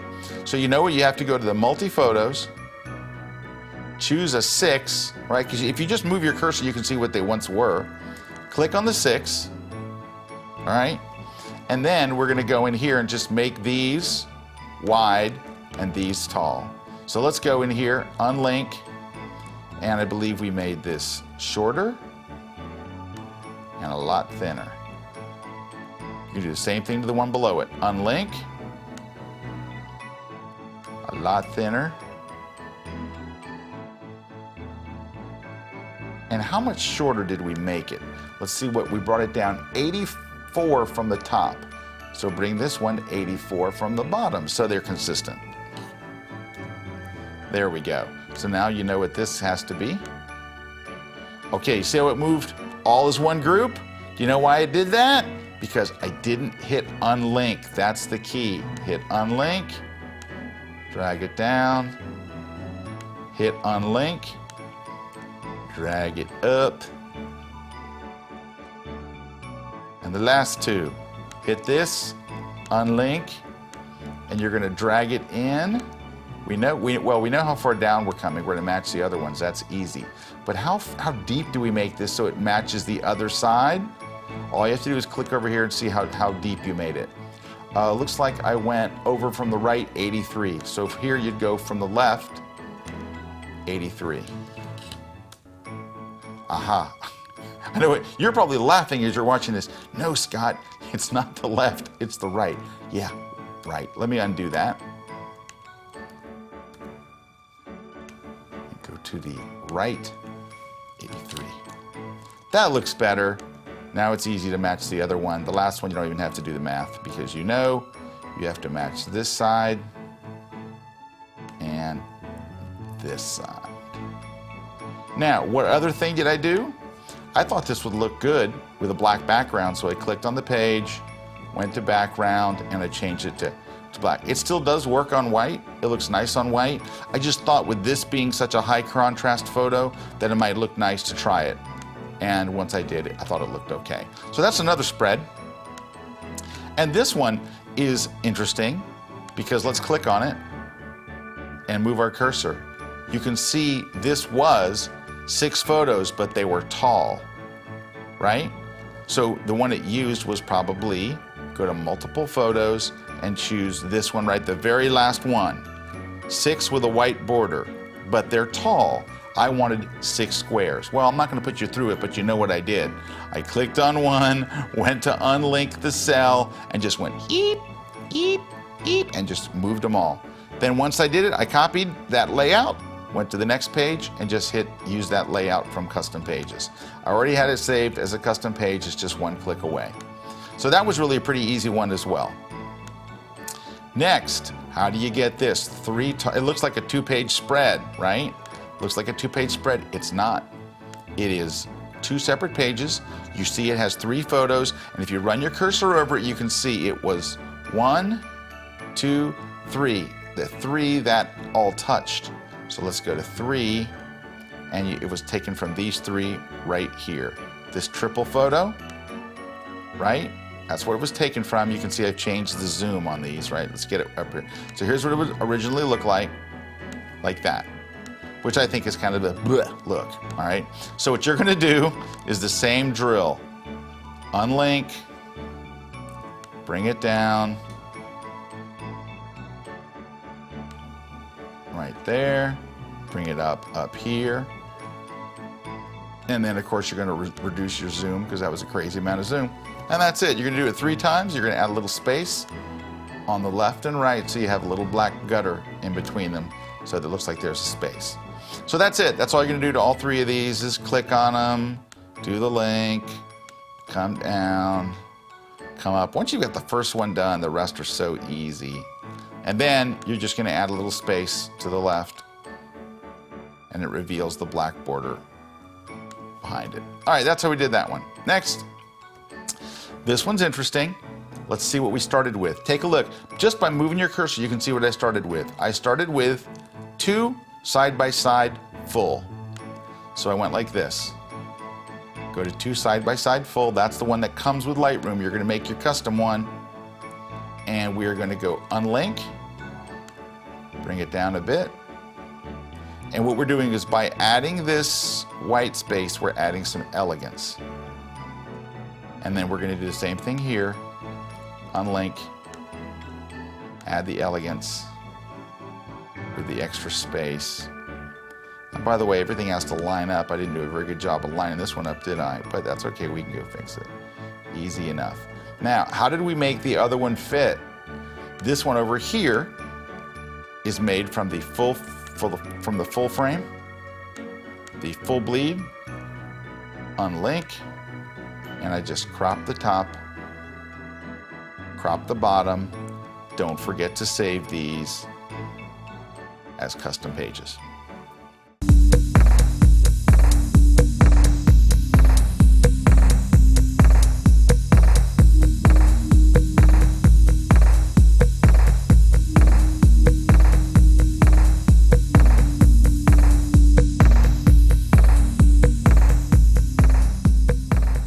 All right, welcome to part 2 of our 20 layout ideas. So this, take a look, this is very similar as the last one we did at the end of part 1.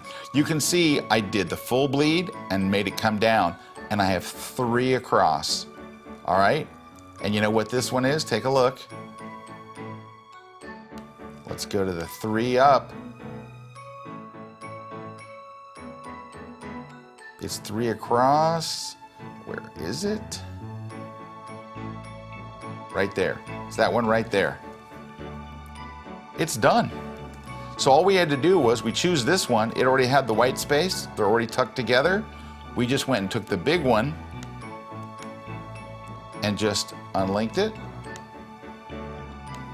and made it match the borders of the 3 across, and it gave us a very pretty page and very easily done. Right there. What an easy page for such a nice look. All right, next, this is kind of interesting. Take a look at the page. So we've got 4 on the left, we've got 3 on the right. So let's take a look at the 4 up. Look, it's one of the presets. It's ready to go. 1 tall, 3 wide with a little space in between them on this side. So that just makes a really nice, simple, clean layout. On the other side, we have 3 photos. Click on here and look, it's another of the presets. one wide with two tall. And look at the nice layout. Boy, is that an easy one to put together, but look how nice it looks. It's really got a nice light look to it, lots of light air around it. So that's one. 4 on the left, 3 on the right. These are, as you can see in this batch, I'm doing more multi-photo ones. Sometimes you need to use these multi-photo ones. I try to keep as few, as I said earlier. I like to keep it to 1 or 2 a page for maximum impact, but sometimes you need to cover a whole part of the day or a whole part of the story, and sometimes you're gonna have to have multiple pages, and that's why I wanted to include so many of these for you. This is a surprising one. So you'll probably remember from earlier in the class or a different part of the class where I used a layout like this, but it looks different because I added space to give it a little more elegance, and I made the background black. Which one is this? If you go and look, this actually is a 2-page spread all the way at the bottom. And if you look at the actual thumbnail here, it'll show you everything is full bleed. These edges it goes all the way edge to edge to edge to edge to edge, no gaps, no nothing. But as you can see, of course, what we have here is a bunch of gaps, and you know exactly what we did to get there. We apply the one with no bleeds, and then we just customize it. Let's start in the middle, turn off link all, and we're gonna add some borders. We'll add a border at the top, maybe go 21, and then at the bottom, go, just to be consistent, 21. And then from the side, from the right side, we'll bring it in a little bit, and the left will bring it a little bit in. That was 9 and 9. Let's go 10 and 10. How's that? 10 and 10. So we have a little space there, and then you're gonna want a little space between these two. So unlink and move the bottom up a little bit. Just enough to give you a little space. Go over here.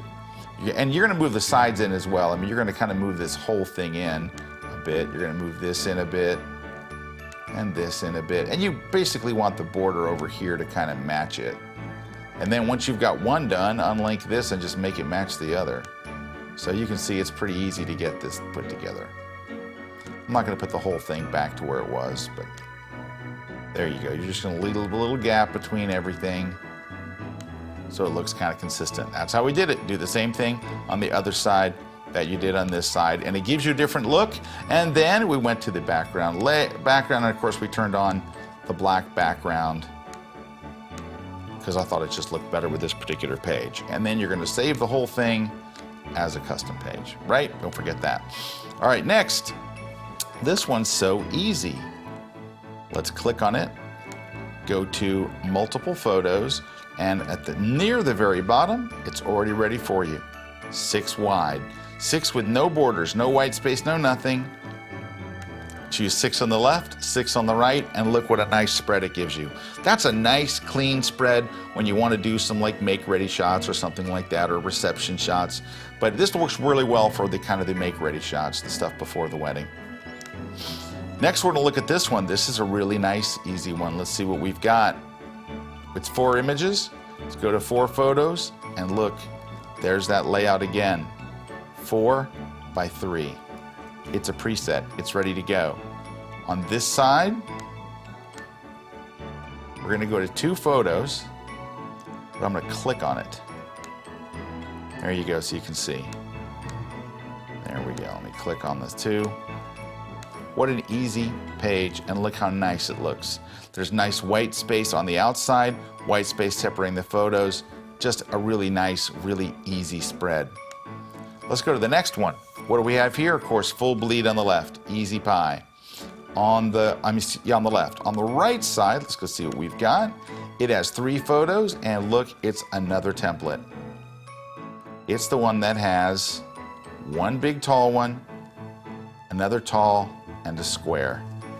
Just a really simple, easy one to put together when you want to do that kind of stuff. And you know, if you decided that you wanted to customize it, you would know exactly what to do. You don't have to, but you could click here, click on the first photo, go to cells, unlink this one, and just give yourself some space. You know exactly what to do, and then pull this side in a little bit. If it's tricky getting to a side, if a side doesn't want to move or something, just unlink it here And we're gonna move the, whoop, I'm on the wrong one. Make sure you're unlinked. There we go. And give yourself a little space. Very easy to give yourself space on these. You know what the trick is, unlink.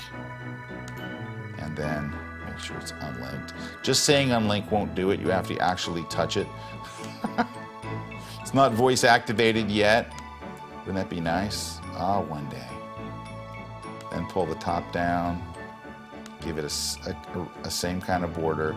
Look how easy it is to customize this stuff. As long as you turn off link all, you can give the page a completely different look. Now, what's our rule if you want to make the other side match? You can leave the other side. Wow, the borders are not very pretty, are they? That would have to come over, I believe, for this to look right. Ah, that looks better. So look, here's what just from a design standpoint I want to talk to you what I'm looking at. I'm trying to kind of keep this gutter consistent with that one, right? This looks maybe still a little thick. So we might pull this back a little bit. There we go. I want everything to be kind of consistent. Now, you could leave this full bleed just like it is, or if you wanted to match this, you could still, I could still leave link all on and just pull it in just enough to match the border. There we go. I actually think that looks nice too. And if you like this, remember you customized it, save them as custom pages. Here's another one, and man, is this easy. Look over here. 4 images. We're using this one. 4 perfect squares. Well, these aren't squares. These are kind of 4 nice rectangles with lots of white space and borders or space in between them. Left page, right click. I'm sorry, don't right click. Go here, 3 photos, and you're using another one. Tall, 2 talls. 1 kind of tall and 2 small talls. An easy, nice spread, takes you no time at all. All right, let's take a look and see what we have here. On the left side, 4 photos. 2 tall, 2 wide. What do we pair that with? We pair that with 1 big one. All right, so what you're gonna do, you could start with like this one here, and it's the same, by starting with this one right here, it's the same amount of border automatically. If you use one of the other ones, this one, the border is going to be different. That one is right on the money. And there's another one you can choose that would be a little too wide. Try to see how this is shorter? There's like a little gap between the borders. This ends way up here. Choose the one that matches, and you're done. What an easy layout. Next, how about this? This is just a nice clean look, and what you're gonna do on the left is the same thing you're gonna do on the right. You're gonna take 3 photos. This is a template that's already there. Tall, tall, tall, they're all touching, no gaps between them, lots of white space on the top and bottom. Use that on the left, use it on the right, and you're done. Next, this is a nice one. You're gonna use a full bleed on this side. It still looks nice if you do decide you want to go to a little bit of a border, like that. That also looks nice. I prefer, in this particular case, to go with a bigger one. Now, how did we get to these? Look, move your cursor around. When I move my cursor around, you can see. I started with 2 wide with 2 text blocks. We're going to ignore the text blocks. So I started with 2 wide in the middle. So here's what you do. Here's the one we're going to choose. Go to 2. And you're going to choose this one right here, which is one of my favorites, by the way. 2 wide. You're going to make these square. You're going to go in here, unlink all, and make it a square. Something like that. All right, what was your number? 88. 88 for left. Go to the other one, unlink.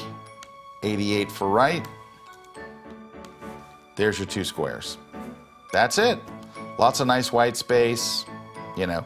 And of course you could add a bigger gap if you wanted in between, but I think that's just a nice, very elegant, nice looking thing. Now, you could, because you can, so of course save it as a custom page, that goes without saying. If you wanted to, you could come in here and match it. with a very thin pano look. Right, you could do this. Let's try to kind of match it up a little better.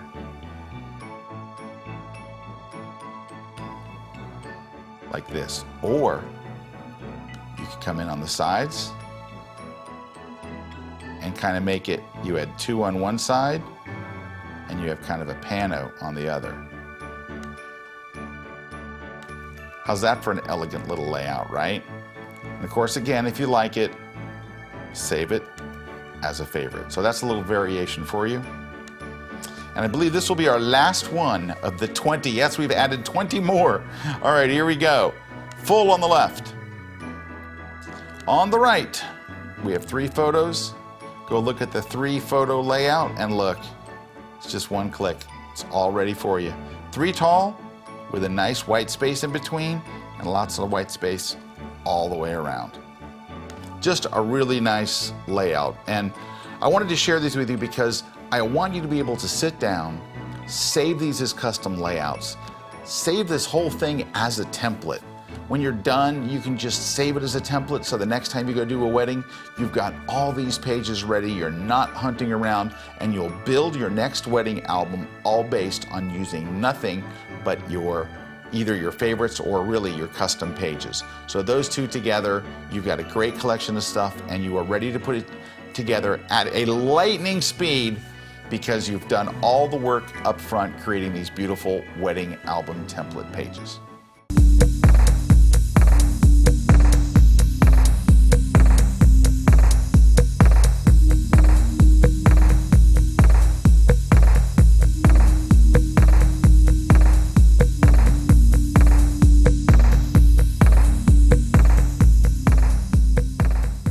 How am I going to make this album beautiful with all these pictures? You're not going to make this album look beautiful with all these pictures. If you have a ton of pictures to put in the album, if you have a ton of pages, it's going to be kind of a calamity. If you want a beautiful book with a lot of impact, you need to limit the images. How many images for the entire book?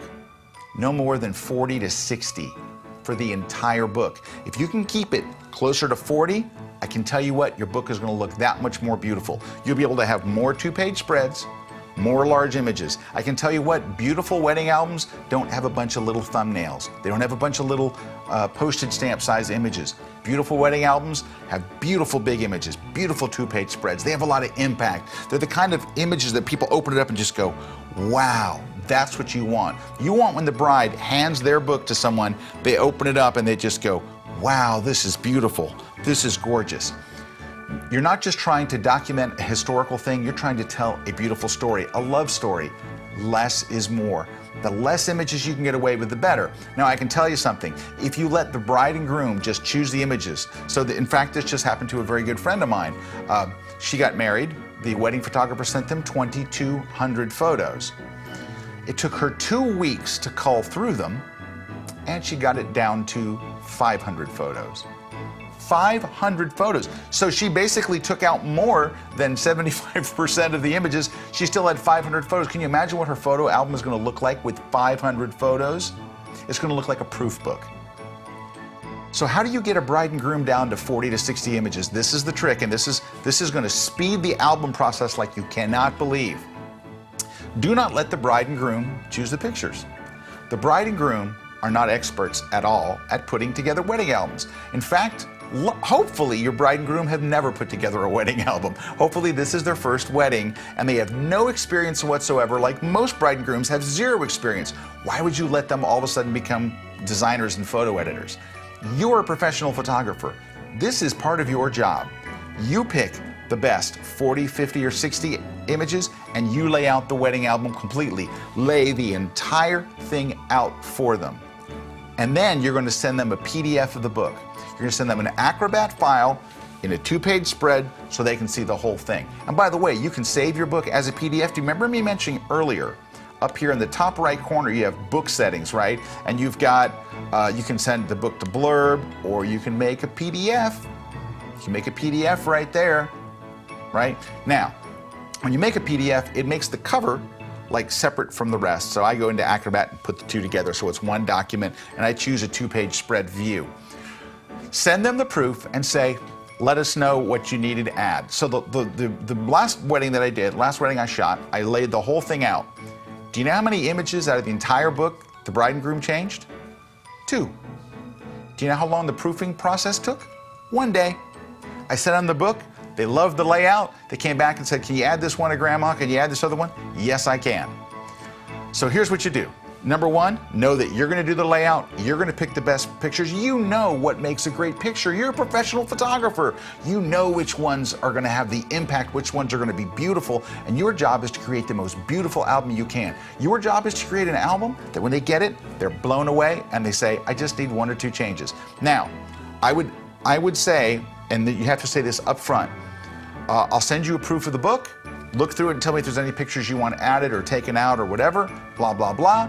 And you get up to 2 edits. So I'll send you the book, make some changes, I'll make changes. If you want to make another round, we can make a second round, but we'll probably get it wrapped up in the first one.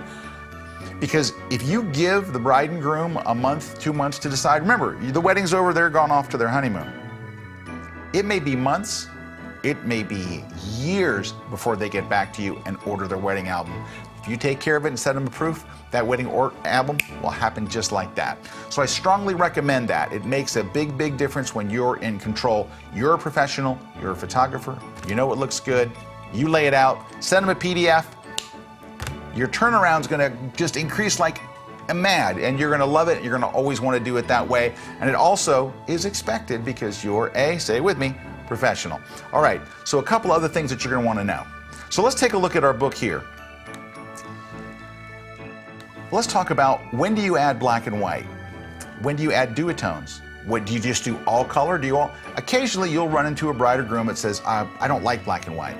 But you know what black and white does? I haven't had a bride or groom tell me that yet, but I've heard stories. I've heard stories. But here's the thing. Black and white adds a classic timelessness to it. That is so nice. It just adds just that. So let's take a look at the spread we were just working on. So if I wanted to make this a black and white, here's what I would do. Press the letter D, just click on the word black and white, and you're there. And then go back and let's see how it looks like just as a black and white, because sometimes having color and black and white on the same page works really, really nice. And I think it actually works pretty well here. But you also might want to consider adding a duotone, a nice little like sepia tone effect. So easy to do in Lightroom. Let's click on the image. Press the letter D, and I'll go right down here after I made it black and white. I'm going to go to split toning. So once you get to split toning, in the shadow section, all you're going to do is drag 2 sliders. Drag the saturation a little to the right so you can see the color, and then drag this towards kind of a brown. So watch, here we go. Increase the saturation so you see the color. Drag the hue towards the brown, and you're done. Beautiful sepia tone. Go back to the book, and you have a sepia tone in the book. And actually this warm brown works better with the warmness of the other photo that she's here with her bridesmaids. So I would absolutely add black and white. I think black and white adds a tremendous impact. I absolutely think it does. And I think duotones can kind of, sometimes a black and white might look a little harsh. By adding that duotone here and there, don't make it all duotones, but now there are some wedding photographers, by the way, that do everything in black and white. That's their style, and that's totally cool. I do think adding that tint helps. But by the way, I want to tell you how intoxicating 2-page spreads are. So let's say I wanted to make this a 2-page spread. By the way, if you have a layout going and you choose 2-page spread, it's got this other photo that doesn't know what to do with, so it actually adds another page. Watch, let's go to 2-page spread. Let's click here. It throws the other photo out, but look how nice this looks. Look what a nice 2-page spread that makes. The 2-page spread thing is really cool. And you can only get away with doing this if you don't have too many photos, because 2-page spreads take up 2 full pages in the book. By the way, I want to give you a tip. So let's say that you can see it simulates where the crease is. If the crease falls in an unfortunate place, can I find another photo for you real quick that falls in an unfortunate place? Let me go back here and find a couple, we'll grab a couple of 2-page spreads that fall in a bad place. Well, that kind of goes right through the bride, right? It goes right through the middle of her. So here's what you can do to get around that. Just click on the photo, and you know the zoom amount? Either decrease the zoom, well, if you decrease the zoom, you're gonna leave a gap. Increase the zoom a bit, then you can slide her over to where she's not right in the middle of it. So that's a little trick for 2-page spread, so you don't have the seam going right through something critical. And And by the way, we on screen, we're very, very aware of it. In the book, I found that I haven't had brides go, oh, it's right in the seam. I've never had a bride even mention that. They just open it up and we see the image like we see it. We're sensitive to it because we're photographers, but your bride won't be. But if you want a way around it, that's a quick way. And again, because it's wide and you've zoomed in a little bit, you can slide to the left or slide to the right, no problem. All right, I want to talk a little bit about page backgrounds. Let's go back to our book and talk about backgrounds. My most preferred background, 99% of the time, is going to be solid classic white. You can't go wrong with it. If you start adding colors and start doing things like this, think about this.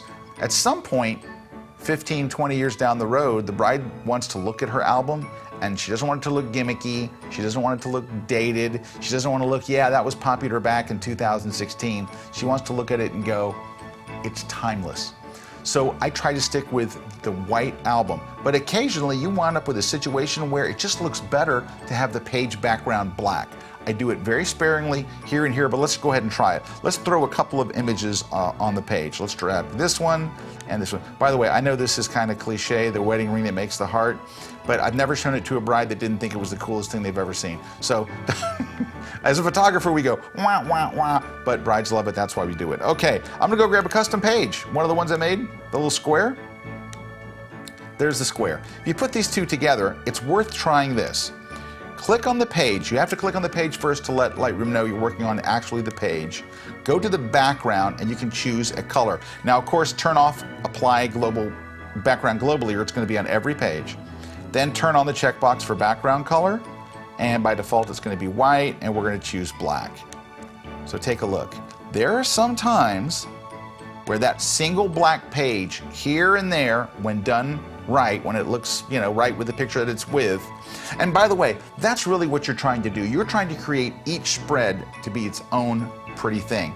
The images have to look right. And you know what? Sometimes you don't know. You put a page together and you think, well, I'm not sure, you know, that's okay. Your job is to find what works well with that. If that photo doesn't work with it, well, what does? Maybe this photo works with it. You've got to find, actually it looks pretty good. You have to drag and drop other images because it's interesting how page composition works. If you look at it and you go, I'm just not crazy about this, do not go with it. Keep dragging and dropping photos until you come to that one that just like, that's the one. You know how you'll know? Because you'll know. You'll look at it and you'll go, that's it, that's it. Sometimes you can't look at a thumbnail and decide. You have to drag it and drop it in to really see. But once you do, it all comes together. So that's my little thing on backgrounds. Now you can also do background tints. You can do a tinted background, all right? So let's go to the background. Let's turn off the background color so we're gonna be back to white. See how it says drop a photo there? You can drop a photo there to make it the background. You can also drop the photo that you're using and then your photo becomes the background. So take a look.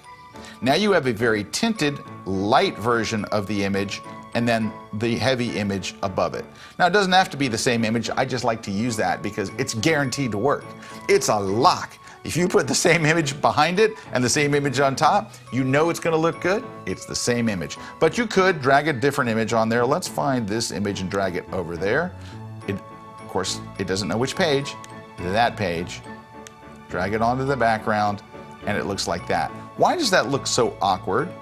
Because she's facing off the page, right?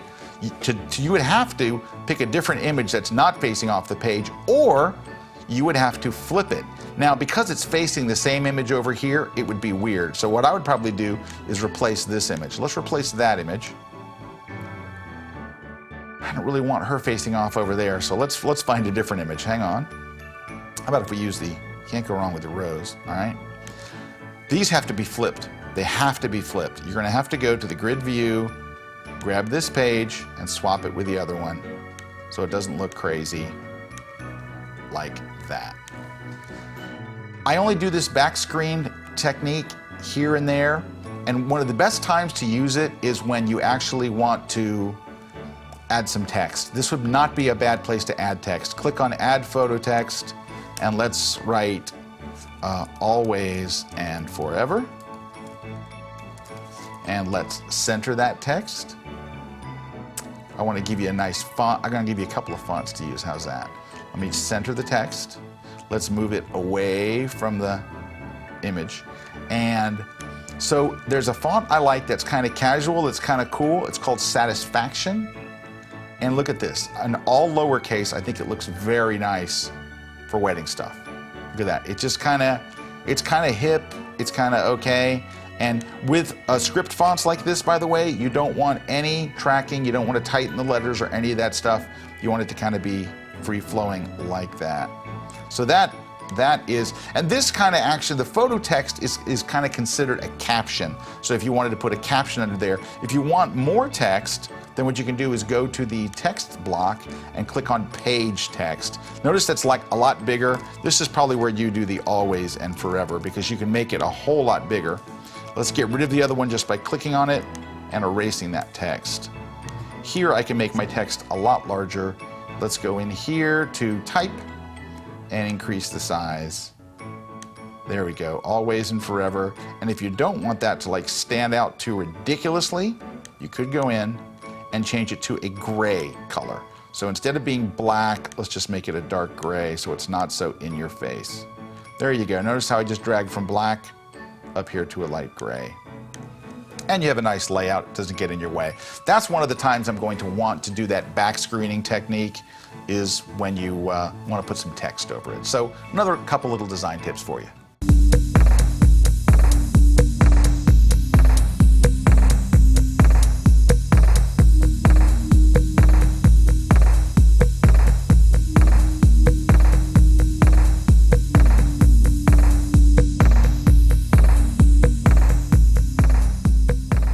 All right, let's clear our book out. And I want to introduce you to something that is going to speed this process up at a crazy level. So I want to give you a little prep, and then this next thing, I had to wait till now, but this is the automation that makes laying out your book so fast and so awesome. First step, of course, put your collection together. My other would be kind of put your collection kind of in the order of the day. Let's go look at my collection because mine is not set up like that. Let's go to press the letter G and you can see the make ready shots. Now we have different brides and grooms in here that I've shot, so it's not all the same, but you can see these are kind of, I did put some make ready shots up front, but then I've got a reception photo here of the bride with her father. Let's move those way down. Right, there's some ceremony shots. All the reception stuff should be at the very end. And I do have some reception stuff here. These are reception. These are ceremonies. Ceremonies move up, receptions move down. Get them all kind of in order up front. And reception photos, of course, should all move down. Look at any more reception photos lurking around here. First dance, yeah, that's you might consider that reception. Let's see any other reception shots. The reception. Move them all to the bottom. In the middle should be, formal should be in there someplace. And then, and it depends on whether you shot the formals after or before. It's kind of up to you. And then all the ceremony shots, of course, should be together. There's shots of the church and the pastor and everybody and blah, blah, blah. Okay, now, once you have those things set up, the next part is going to make your life so much easier. Put a collection together, put them in a reasonable order. Now let's go back to the book module. Here's what we're going to do. I'm going to introduce you to, clear the book here, I'm going to introduce you to auto layout. Oh my gosh, this is the greatest thing. This is going to make it just fun and easy. You get to choose a layout. Like, I want all full pages on the right and maybe something on the left. Now, by default, the ones that come with Lightroom, I gotta be honest with you, they're kind of bad. They're like one photo per page. Well, here's what it looks like. Let's look at one photo. Left blank, right one photo. All you do is press the auto button. It's automatically going to add the exact number of pages to accommodate every photo in the book. But look what it says. Left page will be blank. Right page, one photo. It looks nice, but every left page is blank. And every right photo is exactly the same. So hit auto layout. How many pages do we have right now? Just a couple. Watch what happens when you hit auto layout. Boom, it's done. Here's all your pictures laid out with one picture that fits perfectly on the screen on the right-hand pages. Your book is now 142 pages. That's gonna be an expensive book. So here's what we're gonna do. Let's clear the layout, clear book. Instead, number one, let's create a layout that we like. So I made one called, I always put my initials next to it so I know I made it. So I know it's not one of the defaults. SK, left will be a square page. Remember I made that custom square page? I'm going to choose that for my left page, and then the right will be a full bleed. Well, you know what? By adding that little one image on the left, you know what that does? It cuts my page count in half. I'm going to go from 142 down to 70 something. Okay, here we go. Watch. Now let's hit auto layout. And the book is laid out with these. This is not the finished book, but this is your starting place. It kind of got you going. It got you set up with a really nice, simple layout. Now you can decide, well, look, that's music, right? That's the bridal march, that's the harp, and that's the harpist. I may not want 3 big pages for this, but what if I instead went with 3 photos, and let's do, what do we have, 3 tall? Let's try 3 tall, and then I'm going to drag that image here, and I'm going to drag that image from up here down there, move it over so you can see it says bridal march, and there's my page. So now I can get rid of these pages. How do you get rid of a page? Just right click on it and choose to remove page. I don't even need that page in my book anymore. So you can go through here. That's how quickly it is for you to be able to customize this. If you get to an image and you go, that would make a nice 2-page spread. Click, 2-page spread. Done. Now you have this kind of crazy page that you're still left over. It doesn't know what it wants to be yet. So you can drag and drop something there. By the way, look down here. Do you notice how there's a number 1 over every photo? That's telling you how many times this particular photo appears in the book. 1. If you were to put this on multiple pages, it now tells you got a problem. This image appears on 2 different pages in the book, so you know. Now it might appear on the cover. So if you know it's on the cover and you know it's someplace else in the book, you may or may not think that's a problem. That's up to you, but it does keep track of how many times you've used a particular image. So that's a couple of things that you're going to want to know, but here's what you're really going to want to do. You're going to want to create and set up your own custom ones. So you can go in here and do that by going to the very bottom of the list to Edit Auto Layout Preset. This brings up a little dialog, and this is where you choose how to create your own layout. So let's say that you don't want to use one of your custom pages on the left. Instead, you want every left page to have 2 photos. And you want to use the template that is, let's see which ones they've got. There's a 2 smaller one. Remember I made it smaller? They have 2 smallers, but they have a border around them. They don't really have just a clean no. So I'm going to see if they have something with text I can ignore. Let's go up here to where we have 2 top and bottom.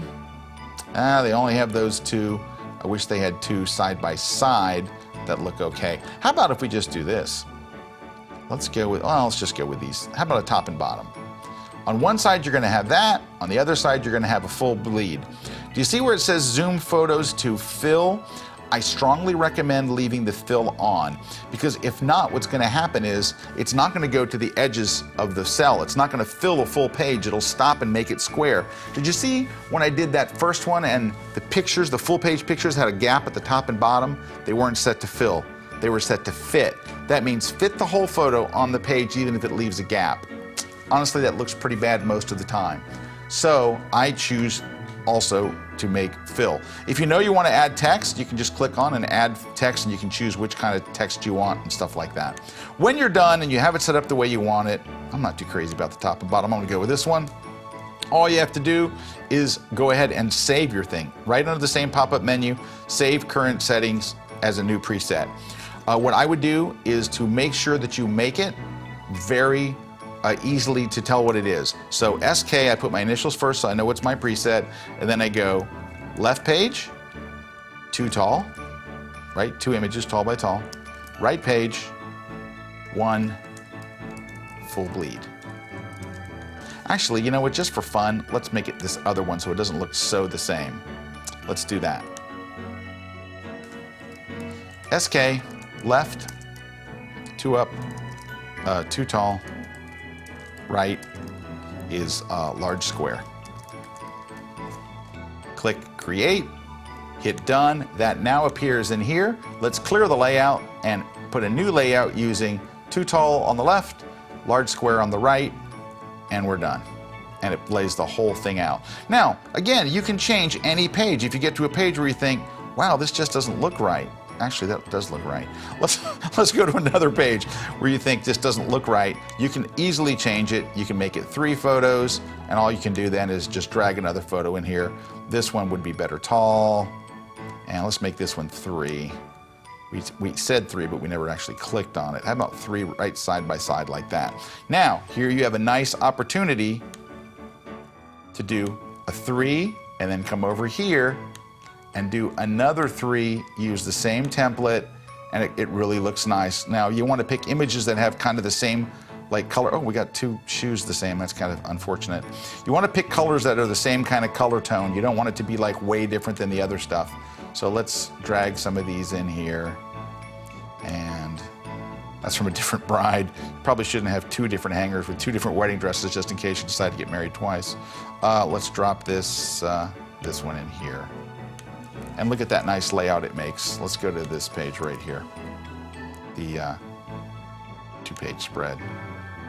There you go. Nice, simple, and clean. It tells a story, and you can move these around to where it works like you want it to. Not crazy about her facing off the page. You know where she would look good? Over like here. So she's facing right into the page. The shoes are kind of facing off too. Let's get them back in here. So very, very simple stuff. It's all the tools are right here. You just have to unlock them. They're there. The auto layout thing, I think is, you know what I found about auto layout, and this is a great tip. Sometimes you'll use it, you lay it out, and it puts pictures together that you would never think would work together, but they do.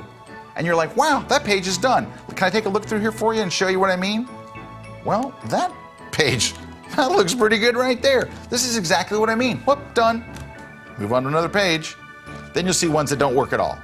She's facing out, she's facing out. This is a different bride. It's probably not gonna have that problem. But you can see different things where you go, that doesn't belong here. I need to swap that out and find a different image that would look better and things like that. And I don't know, well, that's gonna be a tough one. That doesn't work together. Also, I wanna point out one more thing. Do you notice, look at the margins. This is a design thing. Do you notice that there's a lot of space at the bottom, a little space at the top? That's nice, it gives it a fine art look. But the other margin for the other photo does not match. Design tip, make it match. Go in here, grab the side, and make it smaller until it matches. So that the margins have to match. Now it doesn't quite match. I can get the top close, but the bottom is going to be too long. So if you want to, and I would, go in here to the cell, unlink them all, and we're just going to move the bottom until those line up just right. Kind of like that. You want the same margins, you want more space on them. Look what that little change did for the whole layout. This should be the same as that. These little simple things make a big difference. So having everything now these 3 photos, I can tell you, I don't think they work together at all. So what's my job? Finding the 2 that do. The spread looks good, like the layout looks nice. These 3 photos just don't get it done. So my job is to go get it done. And let's see if we got some other photos. And I'm looking at the colors. Like the colors aren't really very accurate. Like they all kind of mess. They don't look the same. And so now these colors are much more colorful here. So you might be able to get away with something like that for the reception. Pouring the drinks. Actually, another reception photo would look good over there. That's a much better layout right there. Actually, don't I have a groom pouring some champagne? There we go. It is the groom. I mean, waiter pouring the champagne. Now I would try to find another photo that works there. Something like that. There's a nice little spread, but you see how the colors work together too? Remember, the whole page has to work as a spread. This whole thing has to kind of all come together. So, auto layout, try it. I think you're really gonna like what it does. It's gonna create some layouts that are nice, and if you don't like the layout, it doesn't matter. You can change it in 2 seconds.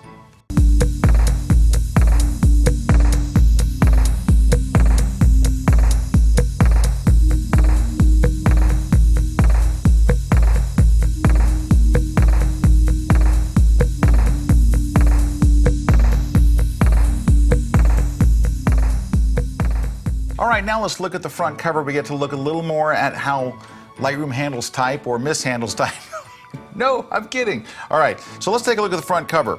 Oh, by the way, I want to talk to you about, just remember I mentioned you've got these shortcuts that let you go from like the grid view, the layout view, to the 2-page spread. You can also just, if you double click, it'll take you to the next view up. So I just double clicked on this spread and it came to this view. So if you want to zoom in on something quick, just double click on the photo, brings it up. All right, so these are the 2 images that I've chosen for the front and for the back. This kind of has got like a nice little hero thing to it.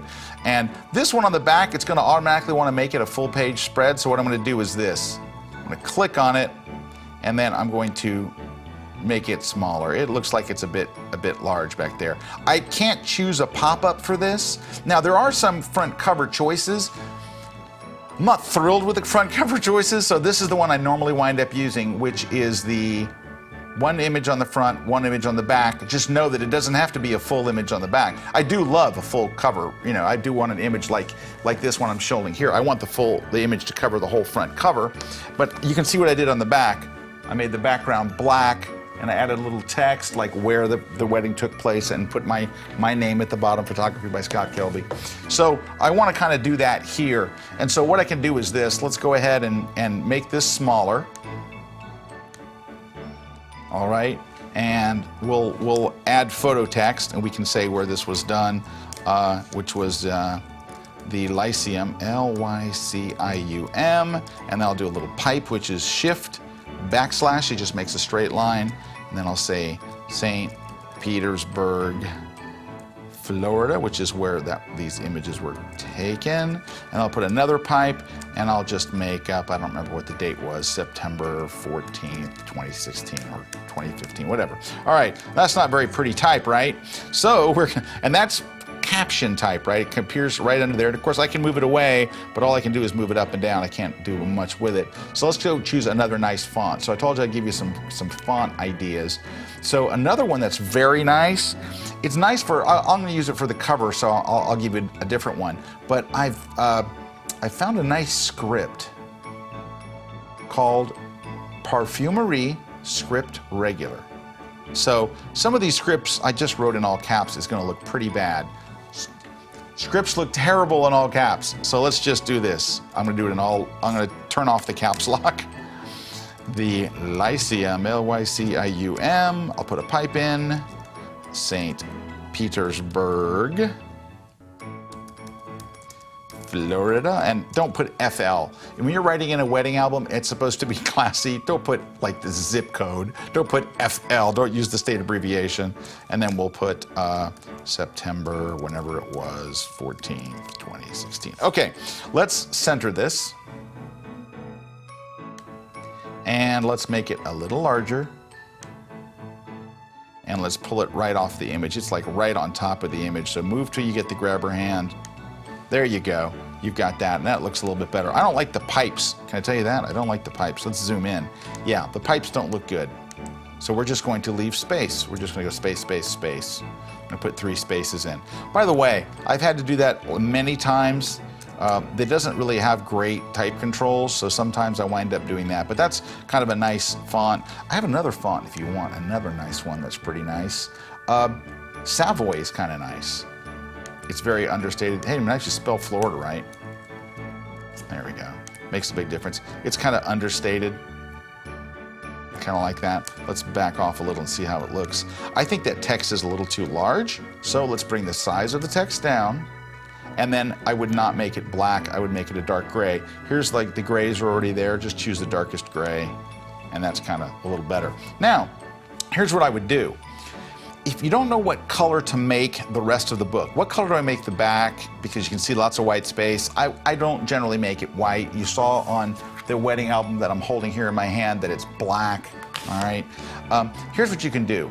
You're gonna have spine text and you're gonna have this text. Let's go ahead and click on this background so it knows. Let's go to the background. And we can either, here's how to pick the perfect color, all right? Go to turn on background color, click on this thing, and click and hold and it shows you different colors. But if you actually leave the document, watch, you can go out into there and choose a color from the front. So you know it's gonna be a perfect match.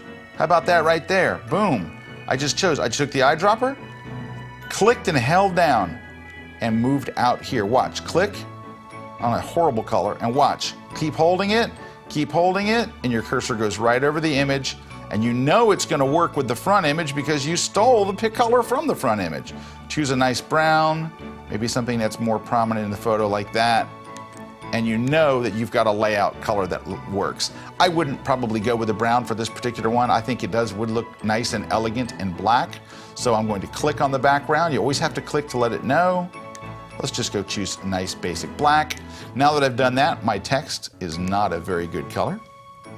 And we're going to go switch our type color to white. Or a light gray. You can use a light gray if you want it to be more subtle like that. Now, let's go for our text up here. So let's go and add a photo text. And we're gonna say D-I-A-N-N-E, Diane. We use an ampersand, and Michael, M-I-C-H-A-E-L. I'm gonna turn you on to a font here for weddings that is gorgeous. Go under here, and you're gonna find this. It is called Cezanne. There it is, P22. So it's called P22 because it is from a type house called P22. So you can go buy it from them online.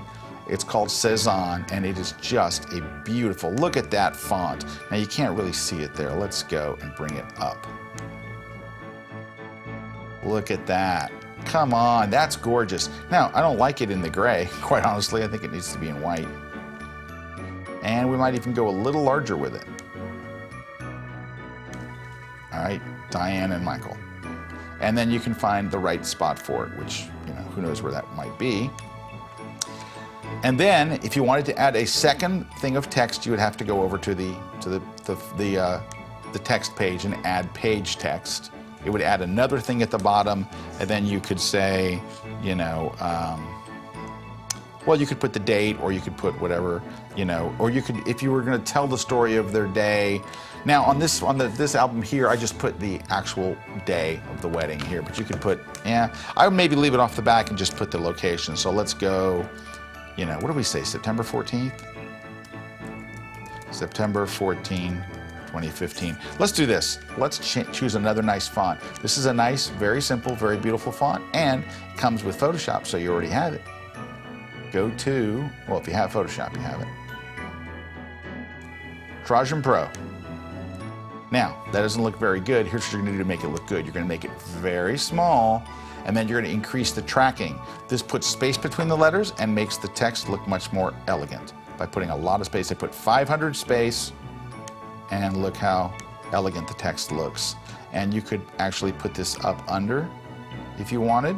And then I think I would maybe either lower the opacity so it's not so obvious, like that. And there's your cover, except you do have this spot here that you're going to type in. This is the spine of the book. You can add text to it if you want. It's not necessary, but if you decide you want to, just click inside there. It's automatically going to type down and write Diane, D-I-A-N-N-E. I'm going to write the word and, M-I-C-H-A-E-L, Diane and Michael. And here's some things we have to discuss, because this is kind of important. Let's zoom in. All right. Number one, you can't see the text. That's not good. So highlight your text, switch it to white. That'll make a difference. Let's choose a beautiful font like P22 Cezanne. And we're going to center it. Now that you have to center this in a couple different ways. Let's back off. The text is way up at the top. So you're going to go center. But I want you to notice, and take a look at me here. I want you to notice, so here's the spine. The text is pushed all the way up to the top of the spine. I need it with some air on the top and bottom. You don't want to push right up to the edge. You want it centered. That's what these three bad boys do. We've been waiting to use these the whole class. That has it up near the spine. That has it in the center of the spine. That puts it down low. So if you're close to those edges, watch, we click center, and there we go. We can make our text a little bigger. And there you have it. Now, if you wanted to, like, if this was a photo book and you wanted to put your name on it, there's no way to have multiple, like, text going sideways. So what you would do is you would put some text, then put a bunch of spaces, and then write the next line. So you would click here and just, write. If you wanted to put, like, you wouldn't put your name as photographer in there, but if you wanted to, you would go space, space, space, space, space, space, space, space, space, space, space, Kelby. And then you would highlight that and change the font, not to P22, but maybe to Trajan Pro. Where is Trajan Pro? And then make that much, much smaller. You would not do this as a wedding photographer, but you would for, while we're here, you would for. And so this seems like a very crude way to do it, but it's the only way I've been able to find how to do it.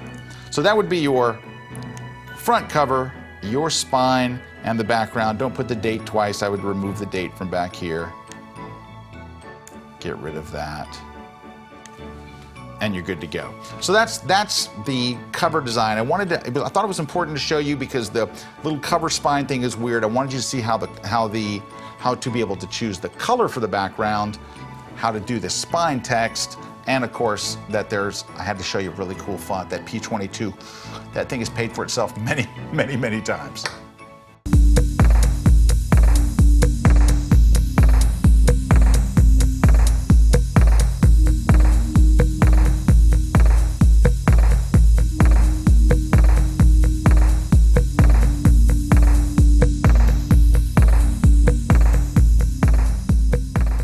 All right, we've got the layout done. Everything's pretty much done. What do we have to do? Two things. Do not just send this to Blurb yet. Wait, you have something very important to do. That important thing is this. You want to be able to go back and recreate this anytime and reprint another one. So let's say you've made a beautiful wedding book. The bride and groom get it and they're like, oh my gosh, my parents want one and his parents want one and we want one for our uncle. We want to give some as gifts. You want to make sure that in one click you have the whole book ready to go, so all you have to hit is send to Blurb. How do you make sure that these layouts stay intact? Because you have a collection, right? You have the photos, but what about the book? What about all these layouts you put all this time into? You've got to save this layout. You've got to go up here to the very top of your book module, and it says Clear Book. Don't hit that. Hit Create Saved Book. And by the way, if you don't see this, if that bar does not appear, hit the / key. See how it pops down? Make sure you see that. Click on Create Saved Book and give this a name. So we'll say, what do we say, Diane and Michael's, nice spelling, wedding book. Okay, you write that on there and you click for, OK, Create. And look, it only includes, I would choose this, only include used photos. There's no sense making a new collection with photos you didn't even put in the album. Didn't even make the album? Forget it. Click Create and watch what it does. Over in your Collections panel, it creates a new collection. And it looks like, look what its icon looks like. It's not an album, it's a book. So it saves it in order with the pictures. So your original collection was 72. Some images obviously did not make the cut. These did. Anytime they want to reorder, you click on here. Everything's the same layout, the same order, ready to reorder. So make sure that is incredibly important. Now, once you've got that done, it's time to go and hit the magical button right here. Send book to Blurb. Now, here's what's going to happen when you do that. It's going to compile the book for you and it's going to send it all to Blurb. You really have nothing to do except for this. If you've never bought a book from Blurb before, of course, they're going to want you to set up an account. They're going to ask you to, pick a username, pick a password. They're going to tell you approximately, well, not approximately, they're going to tell you what it's going to cost. The final, here's what it is. They're going to ask you how many copies you want. Do you want 1 book, 3 books, 5 books, 10 books? They're going to want to know when you want it shipped. I mean, the standard stuff that you would get from anybody else. And you'll also have the opportunity to sell them if you want to. Blurb will sell your wedding book. So if you're like, you know what, now a lot of photographers are going to make a lot of money on the book and they will have the book delivered to them and then turn around and deliver it to the customer with a markup because you put the time in and all that stuff. I don't know what your particular deal with the bride and groom is, but it's a very, very lucrative part of many wedding photographers' package. So if you don't care about that, or you want to pick a different price, if you want to pick $250 an album and the album costs you $76, then on Blurb it'll be $250 and Blurb will get a cut and you'll get a cut. So anyway, when you set it up to Blurb, it's going to ask you a few questions. But after that, all you have to do is just sit back, relax, and wait. within a few days, your printed book will arrive and you are set to go. And so that's pretty much the entire process. And really, I think that when you actually try this for yourself, you're going to fall in love with doing this. If you've been paying somebody else to do your albums and you're letting somebody else lay it out for you, when you have complete control over it, and you have the added benefit that Lightroom gives you of being able to tweak any photo in a split second, jump over the develop module, make it black and white, add it to a tone, go back, it's still in place, right like it was. It's pretty sweet, and it's very, very powerful, and it makes some beautiful books. I'm just gonna wrap up by showing you, I'm gonna show you a couple of the spreads from this book right here, and these are actual just photographs of them. I'm not gonna show you in the book module, I'll just give you some quick shots of some of the pages on the inside. Just nice, simple kind of stuff. Some of the pages real quick. This was the last album I just did. Sometimes you can see with the reception, I'm just trying to get the pictures out of the way. I get it, everybody had a good time, you don't have to go too crazy on it. But there's some really nice things that you can do. Look at that nice, boy, those 2-page spreads have a lot of impact. Well, there you have it, guys. Thank you so much, and I hope that you learned a lot, and I hope that you are off to make your first beautiful wedding photo album right now.